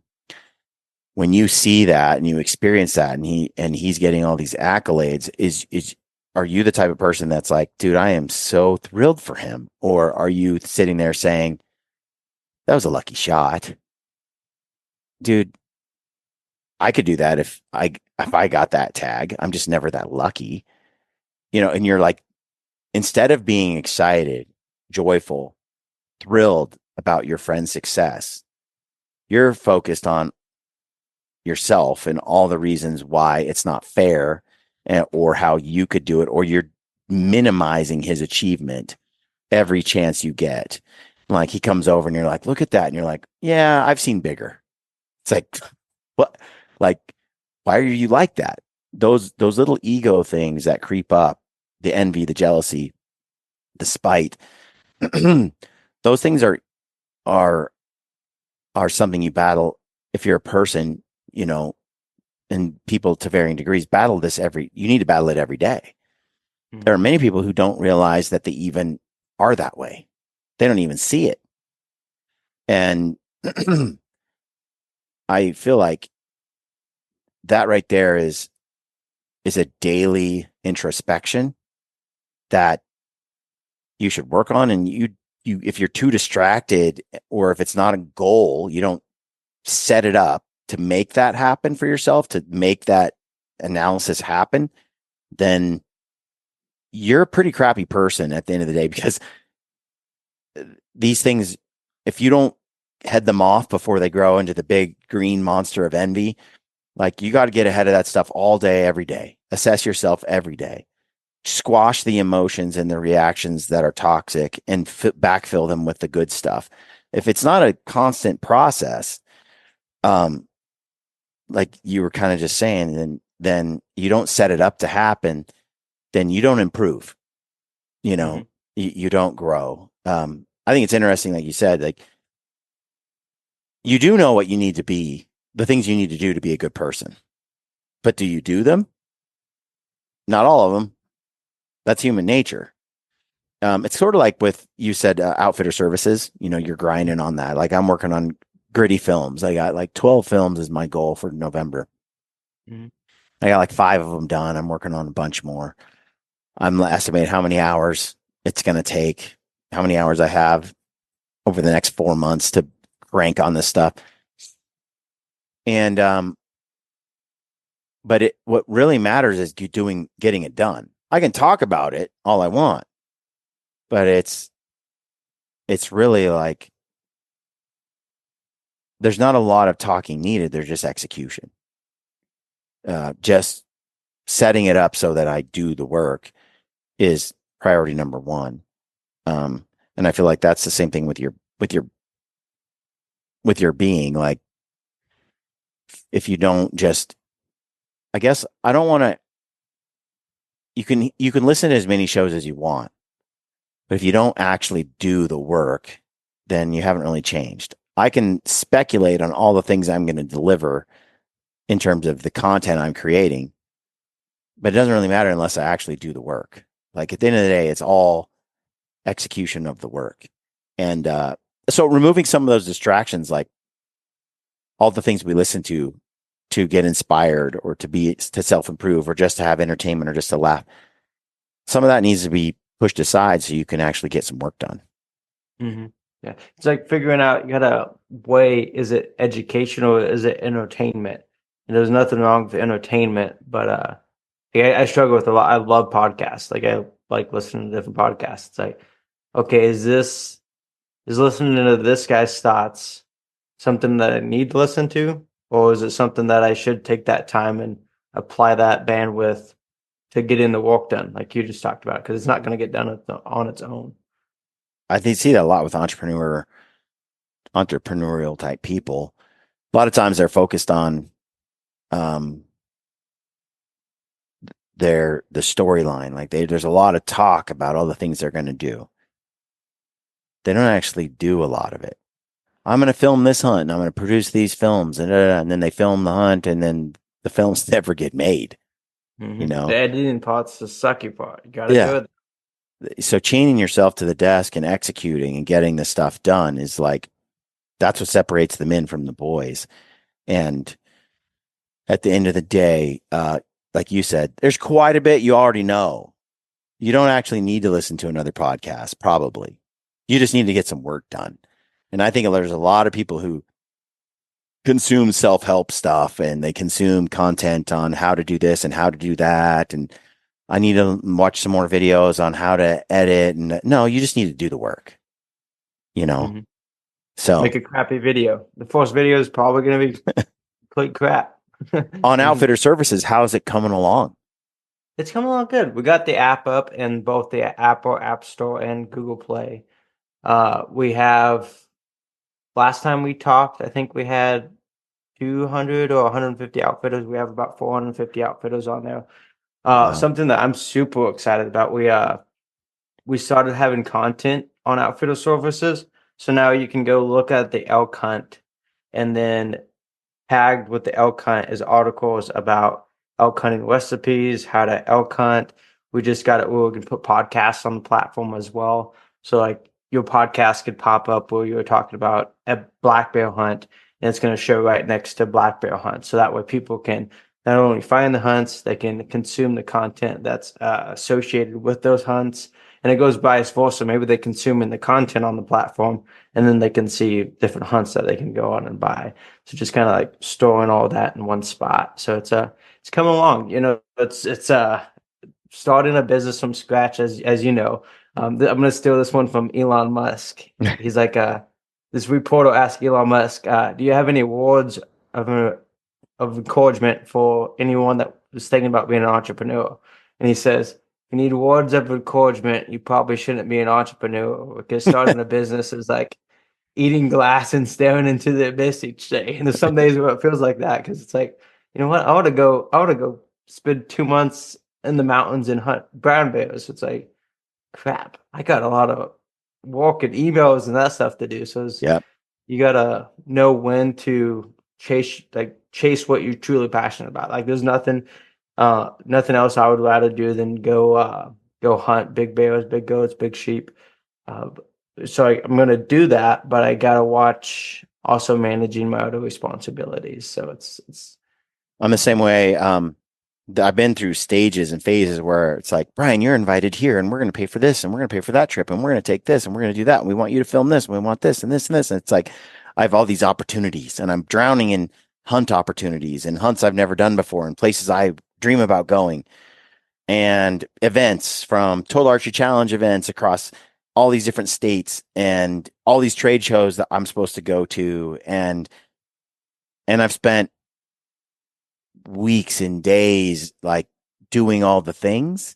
But guess what? If I'm not behind my desk spending 40, 50 hours a week editing films, then those films don't get made. And I only put out like a few films that year, and people really want the films.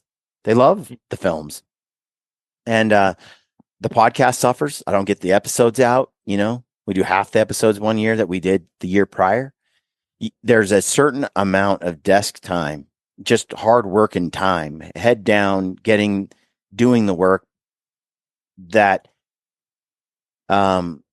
is difficult. And I think that's what separates the men from the boys. Is there are people who just keep doing the fun stuff. You can see them on social media getting photos with every Tom, Dick, and Harry. They're all hanging out with different popular people. But at some point, the work has to get done. So for me, I have set aside, I budget my hours. I'm like, okay, I got these hunts to go on. I have to say no to a whole bunch of hunts. I have to say no to a whole bunch of events. I have to say no to and really pick the ones that I need to go do. And the rest, they fall into the category of I wish I could, but can't. The other thing is I set for myself requirements. So it's like, okay, Brian, you have this many films that have to be done by this date and this many podcast episodes. All right. Well, in August, you can't go do X, Y, and Z in August unless you've completed these 5 film projects. If you didn't get them done, you have no business going out in August to go do X, Y, and Z hunts, and by putting upon myself, requirements that must be achieved before I can go out and do the hunts, it forces me, for one, to budget my time better so I actually get the work done. Like I put myself under some deadlines. But it also it prevents me from, it allows me to enjoy the hunt more. Because Caleb, let's say you go on like 3 hunts because they come up and you need to go and you need to do it, but you have outfitter services that you're working on. If you have those, if you could just easily fill your time up with hunting all the time, and outfitter services would suffer and suffer some more, right? But the whole time you're out hunting, you're stressed about outfitter services and the entrepreneur work and the business work and the stuff that you're trying to get off the ground. How much more enjoyable is it to go hunt if you finish the workload you've set up for yourself over this 2-month window, right? If you've done the work, busted your ass for 3 or 4 months, and then you go out and you do the hunt, you're free to soak in and enjoy the whole time. But if you didn't do the work ahead of time, the whole time you're on the hunt, you're feeling guilty that you're not back at your desk doing the business work. You know what I mean? Like there's a So certain amount of freedom I want to have when I actually go out on the hunt. And the only way to do that is to get the work done before I leave. there's a saying that I heard from Alex Samosi that I like. The heaviest things is not iron and gold; it's unmade decisions. So as less, and I have a lot of unmade decisions, and it keeps you up at night. So it's like as many of those that you can cut off and kill and get rid of, the better it is because it's just frees up all that brain space. And you don't have those like worries of like, okay, this needs to get done, that needs to get done. It's just, it's done. And so you want to have as few of those as possible. Yeah. Yep. That's kind of how I want to enjoy my life, but there are certain times where I can't unless I get a certain amount of workload finished. Mhm. It just I can't relax. And so it ruins everything. So I actually would rather just stay home, get more of the work done, and then go. It's like I just I'll just say no to the activities until I finish the workload, and then I can go out and enjoy things. But it's hard. I spent a lot of years falling behind and not getting enough done, and uh, and it made things worse long term. And that's what, like just going out and doing it like you did. You don't know until you know. It's anybody listening to this that wants to do, start a business, create films, any of that stuff. It's like you don't really know until you actually do it and mess up a lot. And you're Hmm. gonna mess up a lot. And you don't know what that balance that you've found. You don't know that until messing it up a couple of years because you do not enough and then you do too much and then you end up finding out where it actually works. Yeah, there's definitely a balance that comes with experience, And at this stage, yeah, I'm always trying things to see if they work. And Hmm. then if they don't work, then I like, okay, that didn't work. Let's try this thing over here instead. And it's a lot of trial and error until you start to figure out what are the effective things that I do, what are the things I like to do versus, and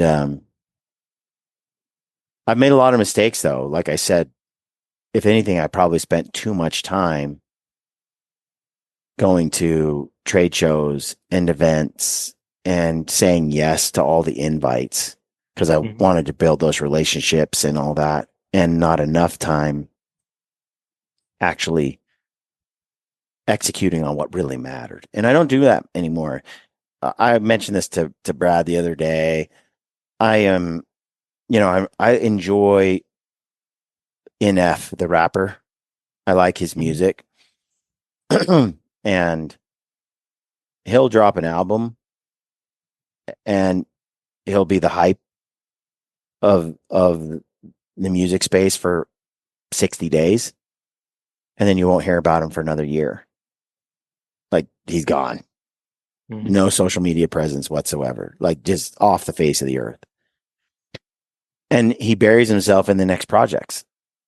And he works and he works and he works and he works on the films and the videos and the and the songs, and they come from his heart and soul, and there's a lot of creativity there and depth and meaning. And then he'll publish again another album. It'll be hype, it'll be everywhere, and then he'll disappear. And I thought it was interesting because uh, at the end of the day, he spends all his calories on his music. There's no social media. There's no fame chasing. There's no accolades. There's no Instagram. It's like he spends his time on the meat and potatoes of what his audience craves. And that's these deep, meaningful like lyrics and songs and things that make you think. And and I look at like Nate Simmons with Uh-oh. Western Hunter. Okay. Oh, wow. And they've had the Western Hunting TV show for a long time. Nate's not on social media at all, but he has a following. They have all he does is make those Western Hunting season, you have to subscribe to see it. Mhm. And so I don't think it's the best model, but what he's done is he's built an audience and uh, a fan base and stuff.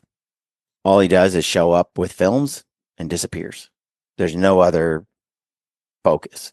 And I think that they make some of the best hunt films that are out there. It's just you won't know about it unless you kind of followed from way back when and you're a subscriber to Western Hunter. Hmm. Um, but I look at all the time that you or I could spend on social media and in short form content and reels and shorts and all this kind of stuff, or where I record a podcast like this with you and I publish some films.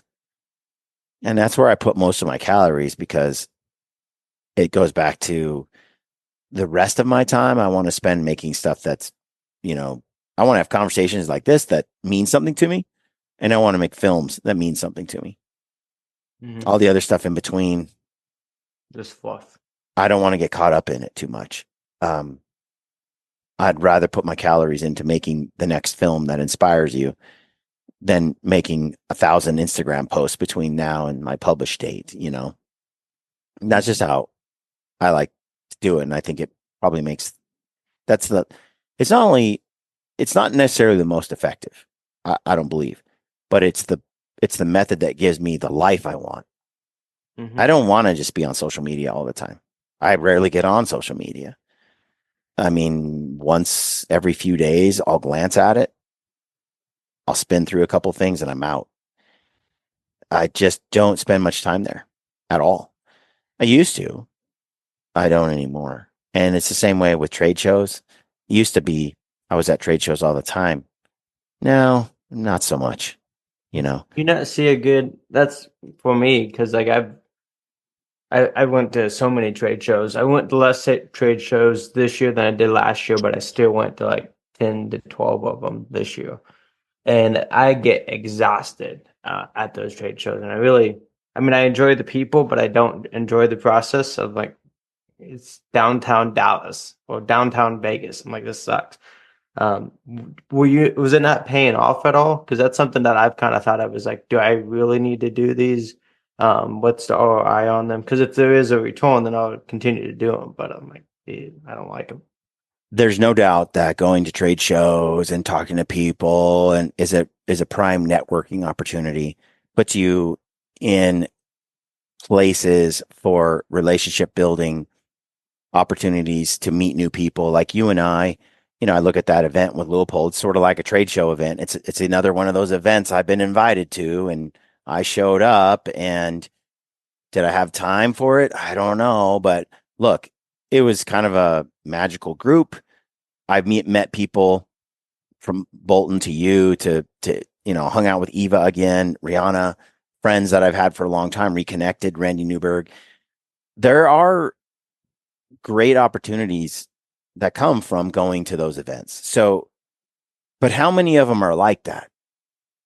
And how many of them do you need to network and socialize and create relationships? Because that's what to me, what they're really for. And I think a couple a year gets you there. In the beginning, you got to go to them all. But once you have those relationships, like you have a relationship with me now, you have relationships with various people that you met from that one event. You don't need to go do another event necessarily. You can just maintain that relationship like we are now. Keep that social connection, keep that network intact. We can bounce ideas off each other, stay in contact. But for us to be here where we are today, we needed to both be at that one event together. So they're powerful. I'm not saying that they're not. Any event, from the Total Archery Challenge to the Western Hunting Summit to the shooting event we did with Leopold, ambassador events I did with Sitka. I can think of certain events where I went to that event and it built that connection. And those moments brought us together and forged some relationships that I have today that I wouldn't have had if I didn't put myself at those events. Once I've had those relationships, though, I think the need to be at these events diminishes. They stop having the same power that they used to. You already have those connections. They start to, in fact, be, I think, to siphon off your resources once that return isn't there anymore.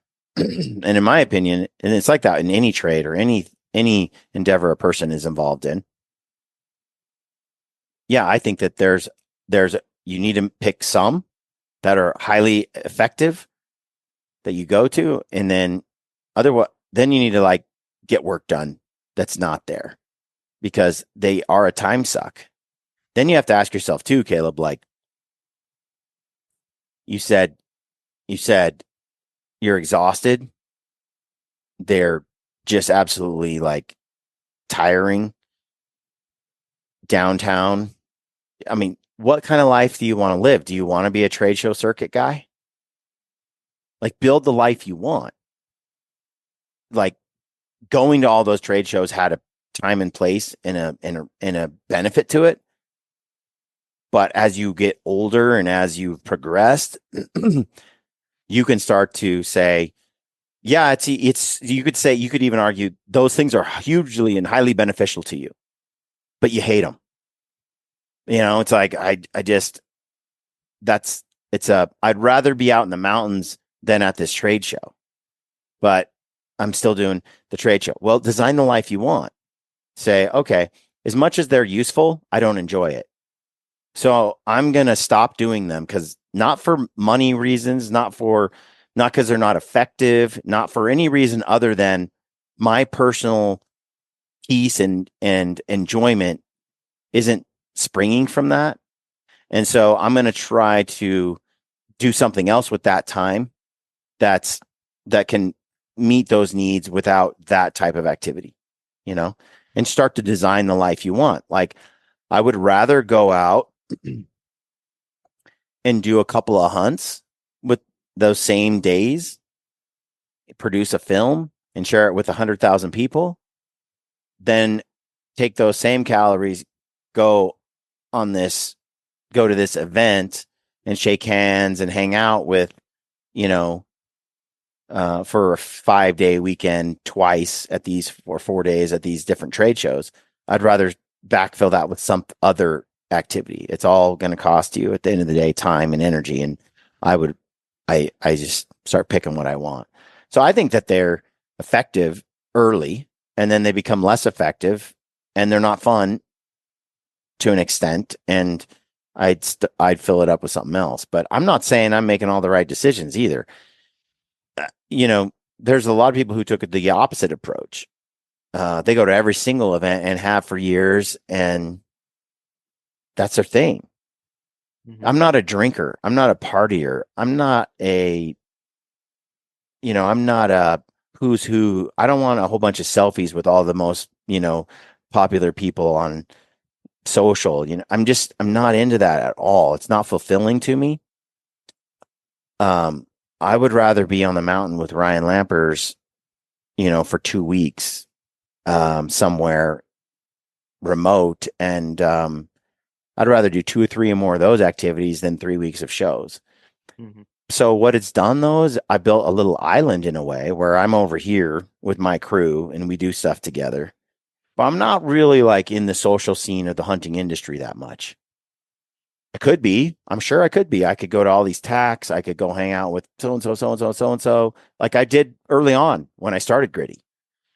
And I think those things were important at that time. I got to know so many people in the industry. I built those relationships. I leveraged those relationships. But now I would just rather be with my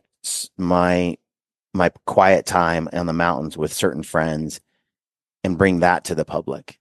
I think they would rather see Ryan and I or Brad go and hunt, bears in some remote mountain on a 3 or 4 part episode of some epic trip, just being with us on the mountainside, feeling like in the film, like they're right there with us on our shoulders and experiencing that moment, than they are seeing me with these 10 celebrities on pictures on Instagram and 1 million fans that see you and want to get a selfie and tag you. Like, I don't know which one's more meaningful to people. Um, there's this lyric in the song that says, this is the industry, speaking about the music industry, where it's not how big you are, it's how big you seem. And I think that is sort of the hunting industry, all industries probably, but the hunting industry in a way, it's not how big you are, it's how big you seem when it comes to sponsorships. You get sponsored based on how big you seem, how cool your social media presence is. That's like how you seem.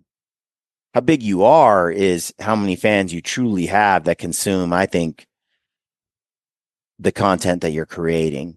What that truly like. So when I kind of know where we are in terms of our fan base and people who follow our show, how big you are is different than how big you seem. If you were to follow my social media, Instagram and Facebook, there's nothing there. I mean, I post every now and then when I have a movie that I put out, I say, hey, folks, here's some clips, here's some posts. I don't do reels or social media much. If you were to judge the size of my influence based on my social media, you would think I'm not really moving the needle that much. But if you look at the actual hours of content watched on my platforms, if you look at the actual sales numbers of people who watch my stuff and then participate in a giveaway, there's a legit I have a legit fan base audience that truly appreciates what we do. And it's big. We're big. And I benchmark myself against others. I know how big my peers are in the industry. But perception, because I don't chase the social media clout and I don't really get involved in social media, you could look at the brand and go, oh, I haven't really seen him do much. What did he do? And I think social media is the perception platform that's why I see some people who get a lot of sponsorships through perception on social media, but don't actually do much for the company they're sponsored by. Companies get tricked by clout on social media, which doesn't actually translate into meaningful content that moves the needle for conversions for sales for a certain company. Do you know what I mean? Mm-hmm. So I think it's tricky. Like, I decided a while back that I wasn't going to chase perception. I was going to create meaningful content. That's where I want to be. That's what I want to do. And anything I share on social is just sort of what I feel like doing at the moment. Mm-hmm. And I find it the most rewarding lifestyle because I don't want to chase all the social media stuff. I want to dig down, build a great film series, multiple episodes, like 10 episodes, drop them all, and really influence people's minds and hearts. Do podcasts like this that are deeper, more meaningful. And I think that right there, I've now, done stuff that matters, and the audience rewards me for that as well. And perception on social media is just that, a lot of smoke and mirrors. But if I wanted to chase sponsorships, I'd I'd I'd be I'd be heavy into social media. Heavy. If I wanted a company to just write me a check for using their stuff, that's where I'd go. But I don't make money that way. I make money through affiliates and discount codes. Mm-hmm. So companies don't want to sponsor me generally because my perception on social media probably isn't at that level. But it also, that's not how I'm trying to generate revenue. I'm trying to generate revenue by actually telling my audience about a great quirky side piece of gear that you haven't seen before, but that every time you buy it, I get a small percentage of that sale. That means I actually need real numbers of people consuming my content. So I'm chasing real valuable, high quality content that the consumers want to see, where they then go and buy something small and I get a commission off of it. I'm not looking for clout dollars from a sponsorship. You see, Mm-hmm. am I making sense? Yeah, no, it's allowing you not to be bought off as well.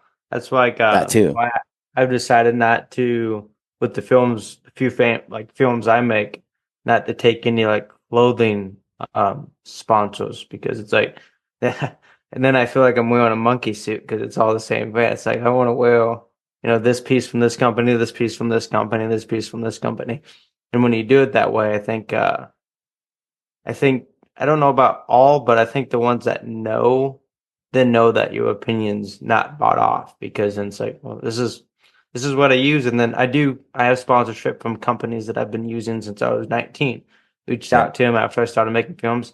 Hey, I use your guys' stuff. If you want to help, you can find these photos useful and want to help pay for them. Awesome. And some of them are like, yeah, cool, let's do it. Like, Yeah. sweet. So I think that's a good way to do it. So then you don't don't sell your opinion, because then people stop buying your stuff that you are wearing, even though it's not actually what you believe in, but it's who sent, like, wrote you a check. Okay, folks, if you like the show and you want to support us and you're in the market for a brand new sleeping bag, check out the Peaks Solace 15. We spent a lot of years designing that sleeping bag in partnership with Peaks Equipment. The Peaks sleeping bag has so many innovative features. The old backpacker saying that 2 is 1 and 1 is none is never more true. And this sleeping bag is so versatile. It can be a quilt, it can be a jacket. It's got armholes. It's a three-way zipper. It regulates temperature really well. It's got the hood. It's pretty remarkable. Go check it out. Use the code GRITTY and you'll save. And it helps us keep doing what we do. Now, let's get back to the show. Yeah, there's another lyric that says, that my approach might have delayed my growth some, but it didn't prevent my ultimate growth from happening. I think the approach that you're taking, same one I took, I might have slowed down the growth of my brand and the revenue potential. It might have taken me longer to get to where I'm at, but where I'm at now is strong because I think I took that slow and different approach. And back to what you were saying, I actually, I just shed another. I had a sponsorship for a minute there, and we just got rid of that agreement because I don't want sponsors. I want freedom. And so I don't have a clothing sponsor. I have partners like Ryan Lampers who owns Stealthy Hunter, and Ryan comes up with his own products, and I love his products and I support Ryan. And in that way, I can promote Ryan's health supplements. And then I can also say, hey, go get Mountain Ops too. I like their Ignite, I like their caffeine stuff. I like a few of these and I sell them both. That's the way I can be the most authentic. And I'm not locked into some kind of exclusivity agreement, any kind of sponsorship where I have to use only their stuff. No, I'm free to do whatever I want. I can sell some of theirs and I can sell some of his and be as real as and authentic as I want to be. And I'm not trapped into some kind of bought off, paid off situation. It also allows me to, again, spend my time on creating content that I think matters versus content that I need to do to sell a product. Yeah, totally. Because like what your motivation is, I think comes through at the end of the thing, and I think that's where it seems like you see a lot of people. That's what honestly why I wanted outfitter services and all the other things I'm doing, because I want to do the filmmaking, because mainly I was inspired as a small kid by John Wayne, Roy Rogers, all these people. Like, these films are awesome. Like, it literally shaped who I am today. Like, watching John Wayne say, don't, all of his famous quotes in the movie about being tough. Roy Rogers and how like kind he was. I was like, I want to make films for kids to watch. But then if you have other things, businesses that can support that, that endeavor, because it's not cheap to make the films, as you know, like that. Yeah, it's not cheap whatsoever. So then if you can build something that helps support that and how you've kind of set the system up, then your main goals stay about, okay, I'm going to make a film. Like, I just released a film that was from Africa last year, and I named it the Man in the Arena, and the whole thing. Well, not the whole thing. I kind kind of almost two stories going in with it. The first one was the Teddy Roosevelt quote about Hmm. it's not the critic that counts. It's Yeah. or Amen. who points out how the strong man stumbles. The credit belongs to the man who's actually in the arena. Like, people are going to point fingers when you go to try to do something big. And those people at the end of the day don't matter because you're all going to make mistakes.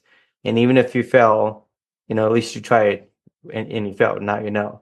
And then the other piece of it was talking about when I went over to South Africa, I had no idea that like the unemployment rate was 60% over there. So like Wow. it's because what it did is you hear the anti-hunting Hmm. argument and you evil people, you killing animals, you shouldn't kill animals, all that. Well, they don't have the logical argument, but they can sometimes win with the emotional argument if someone that's not educated. Hmm. Well, with that, I was able to tie into that storyline of, well, actually, the unemployment rate's 60%. So if you shut down that industry, that's thousands of jobs gone. It's not like in America where I can go get a different job if I'm over there.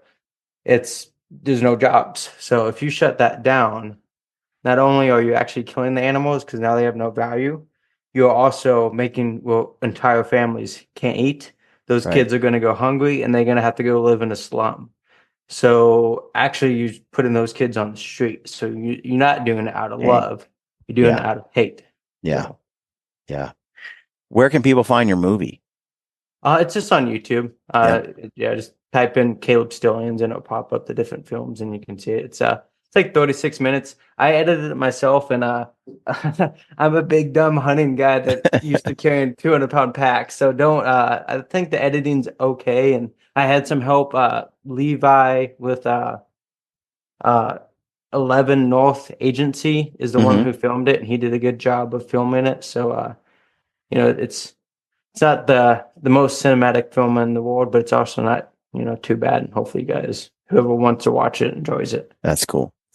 Um, People that are interested in outfitter services, describe that, how they get plugged into that and what it is real quick, so Okay. people can, we've talked about it before, but just recap it for everyone that's listening. Yeah, absolutely. So I'm focused on the guide first. So if you're a guide and you have experiences and you want to get them on the platform, it's essentially like an Airbnb for guides. You can list your trips complete like for free.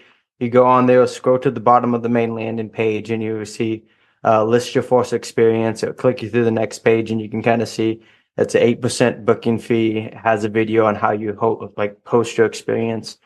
And then someone comes along, wants to book a hunt with you. They hit book now, sends you an email saying Caleb Stillians wants to book your black bear hunt. Do you want to accept it or decline it? So you as a guide can decide who you're taking hunting and who you're not. You retain all the power. We're not a booking agent. We are a platform that's providing you with an audience that you can capitalize on. And you decide. You do all the booking. We have to obviously take a piece, like a small piece of it, just like Airbnb does. So we keep the lights on. So that's how Hmm. that works for the guide. Full control. They control their listings. It's all done on their end. As a client, we wanted to build something that outfitters' reputations will catch up to them eventually. So if they're a Yeah. really good outfitter, you should hop on the platform because then people will know to go book with you. If you're a bad outfitter that's a piece of crap, don't even get on the platform because eventually you're gonna get found out and no one's gonna go with you because you're gonna get bad reviews. And Because it goes the same basically way. it reminds me a little bit of like when eBay first started. I'm like, Hmm. I don't really know if I want to buy this auction item on eBay. And this was revolutionary, by the way, at the time, because the idea back then of buying something on the internet from some strange, you're like, okay, you want me to send you $100 and trust that you're going to send me that Walkman, or that disc player? It's like, this is crazy. Like at the time, I remember I came up right at that time. I'm almost 50. It seemed insane. But then I could go and read, and it was like, well, they got 5,000 reviews, and everyone said that they actually shipped the item when they got paid, and that it was well done. Okay, I'm going to buy from this person, random stranger, basically, because enough people have left a comment on their performance that now I trust it. But then you come across something and it's like too good to be true. Hey, you can buy this thing for, $100 and it normally costs 1,000. And you're like, well, what? And then you look at the reviews and it's like, paid them, never shipped it, 0, 1 star, blah, blah out of 5. And then you're like, okay, yeah, I know I'm not buying this thing from this guy. There's no trust there. And eBay was able to develop. It was hard at the beginning if you became a seller because you had no credibility. You had to earn it a little bit at a time. And then you were incentivized as the seller to go above and beyond so that you could keep getting positive reviews, which then increase the value and trustworthiness of your future sales. And you've kind of done the same thing with outfitters because a lot of customers, consumers, clients that want to go on a hunt, they're like, I would love to, but man, a lot of these outfitters seem shady. A lot of these outfitters seem to just, they do, especially the trade show guys. There's good ones, there's bad ones. And there's those that are like, look at all these killer photos. You've got no references. It looks slick. They sell you the hunt and it's a disaster. Did I tell you about the nightmare story that made me come up with this idea in the beginning? I don't know, but you could tell it again. Okay, so I think I'm 22 at the time. 22 at the time. I meet this guy at Dallas Safari Club and also SCI. Been guiding for about 3 years at the time now. So, and enough experience where I should know. Well, up in Alaska for 4 years, guiding for 3. Well, I should know who's good and who's not, but I still don't know everyone, right? So this guy's got the biggest booth for an Alaskan outfitter at the shows. I'm like, oh, cool. I guess I'm gonna go walk for this guy. He's got a huge lodge. He's got a big boat. I'm gonna leave him unnamed. But I'm like, cool. I'm gonna go walk for that guy. Following fall, go up there, and he overbooked his clients.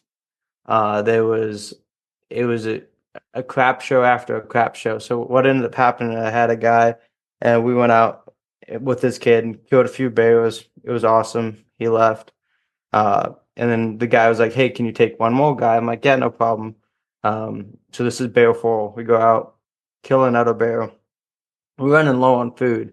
I'm like, hey, we probably should get poured out because we're at like day 14 out on the mountain, which is not that big of a deal.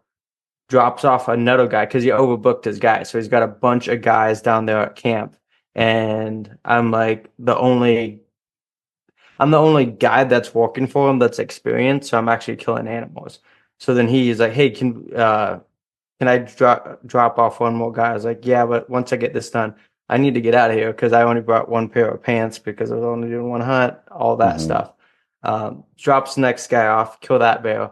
Then all of a sudden he stops communicating with me and we're all really low on food. And the backstory is I kind of could see he was kind of an idiot. So I went to Sportsman's Warehouse and bought like 15 days of freeze-dried Mountain House that he didn't know I even had because it was like, chances are this guy is just a knucklehead. So that kept going. And at the end of it, he stopped communicating with me and he had a different pilot come in to pick up the last guy and drop off another guy. So end of it, ended up eating the last day. I looked at Seth and I was like, Seth, we have a can of V8, half a can of Spam, and a couple cups of rice, and that's all we have. So without like, I don't want to make this a huge dog story, but it was just a disaster. Yeah, show after show. Didn't care about the people.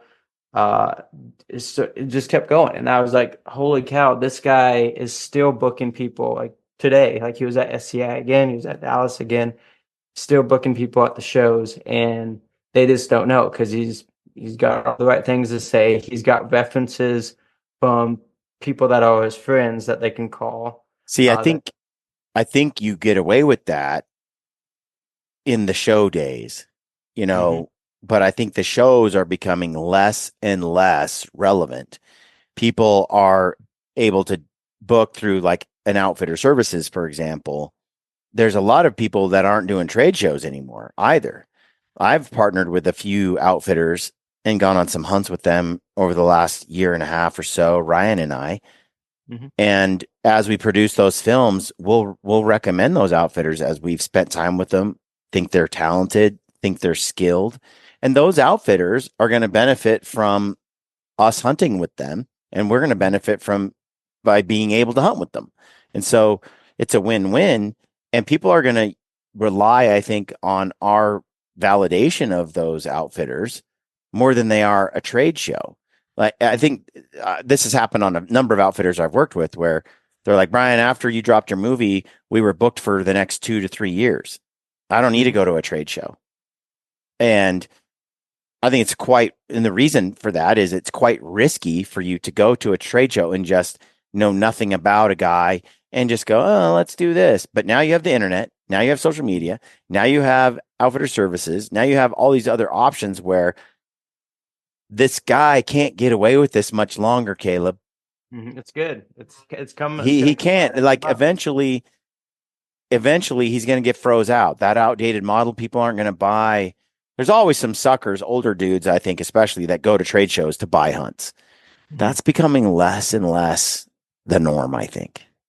I think you're right. No, I think it's, and I'm hoping that, there's a little bit of luck in life that the timing, I picked the right timing with this company to really take off and capitalize on that, because people are leaving that model because guys could get in there and take advantage of people. You hear so many horror stories of someone booking a hunt with a guy, and it's just, maybe he flew to Patagonia and the guy wasn't even there to pick him up. Don't know where that guy is. Never heard from him again. Like stuff like that. You're like, Yeah. oh, now. Yeah. Yeah. So No, that's it's great comfort. So on outfitter services, you're going to get exposed. People can then go and look at the results as each client can leave comments and participate, which incentivizes the outfitter to be good as well and make sure that they deliver. So it's sort of just it's a very there's a lot of accountability, I should say, benefit and accountability on And the it goes platform. both ways too. Because like as a guide myself, I've had to take some guys that were just real pain in the butt type of a deal. Yep, yep. So then if you're a pain in the butt client, outfitters might not want to take you out hunting anymore because Mm-hmm. you know, just don't be a pain in the butt. Like change that so that people want to take you out hunting. So it's going really well. Like I've explained earlier, it's starting a company is extremely hard, especially like a software company, because there's been so much money in development, and a company Yeah, like this takes time for the bookings to catch up to like the amount of money that you're spending. yeah. So that's been a struggle, but we're getting through it and doing well, and I think it's going to help change the industry from that standpoint. Very cool. It's Yeah, and very it's cool. free to create an account. We got the app up on. That was a big accomplishment. I was like, oh, I got an app like up on both Google and Apple. So So that was fun. people can go take their iPhone, go to the App Store and go to Outfitter Services and download the app and get logged in, set up, and then they can find hunts. Mm-hmm. Yep, you can find hunts, check out like what I mentioned earlier. There's content on there now, so you can go and consume content, find great articles on different hunting, all of that. We introducing a thing called Pro Pass as well. It's a membership where they can upgrade to the membership and save savings on some different companies if they want to do that. They can, or just use it as a free app and check with different outfitters, message them, get back and forth, consume content. We would appreciate your support. It's fun growing this and seeing the numbers keep going up month and month and month. So it's been fun. It's been a lot of thanks to you too, because that last podcast we got at least 3 or 4 outfitters signing up on the Oh, platform that's that I cool. messaged them like, hey, how did you hear about us? And it was from the podcast. So thank you, like from the bottom of my heart. Like I appreciate guys like you that take the time to like have me on and become friends with. It's yeah, God's good, life's good, and it's There's a few fun. other outfitters I need to send your way too. Um, some great ones that I worked with this last year and need to get them. connected to you. I know. I appreciate that. And it's good. I can't wait till we get to go shooting or hunting at some point because I think I it's gonna know. We need to do that. It's like one of those things. be busy. Yes. But this year I drew a great elk tag. Oh heck yeah. So I've got 2 archery elk tags that are nice. Great tags. One of them's like takes more than 20 points to draw. So it's gonna be we'll see how it goes. I don't know. Hey, it's stressful when you get a tag like that you've been applying for 20 You're like, years. I gotta get it done. Now it's like, okay, you put all this pressure on yourself, but I also try to just tell myself, look, it's just another hunt, in some ways too, and just enjoy it, soak it in. Yeah, you got to let it unfold because it's like Mhm. you can stretch yourself out on everything, and at the end of the day, like what we've been talking about, the killing the animal is like the ending part Mhm. of, or like the cherry on top would be a better way to say it. It's getting out there and getting to be unplugged so you can come back to your normal life and have that perspective. Yeah, But it's always good to kill something too. So it's it like, is, but the opportunity, um, and just to be in a special unit, that's you got to just enjoy that part of it, and then Mhm. like you said, let it unfold. Think the same, no different than a guy who saved years and years and years to buy a sheep hunt, and there's this pressure put on them, especially when they really truly can't afford it and they're going to do Mhm. it anyway. It's like, but at the end of the day, it's those guys that have the, you know, ability to have faith that it'll happen eventually and just kind of let the hunt unfold that I think Mhm. are successful. Can't force it. So, It's it. The animals got to do their part, and you just got to do all the things right, and then the animal is going to do its part or it's not. yeah. That's what it comes down to. It's like you can't make 100. I'm not a mule deer hunter, but say you're all hunter mule deer, you can't make that buck be there. It's like it's either it's going to be there or it's not. You can change drainages, you can do all the right things, make sure the wind's in your face, but it's either there or it's not there. It Yep. comes down to it. Yep. Absolutely. Well, brother, it's been fun having you on the show today. Thank you for dropping on the show. Let's stay in touch. I'm gonna put the podcast out right away, and then I'll put some people in, some of my outfitter friends in touch with you. I'd like to get them on outfitter services as well. And then yeah, folks, go check out outfitter services, download the app, get yourself on there. And if you're an outfitter, reach out to Caleb and get yourself on there. You just you're just growing a useful tool for folks, and I'm excited for you to continue that growth. And I think it's something that hunters need. There's a lot of great hunts on there that I've been sort of shopping, going through. I'm That's like, what's funny. Add oh, it to your bucket list. yeah, that's a hunt I might do.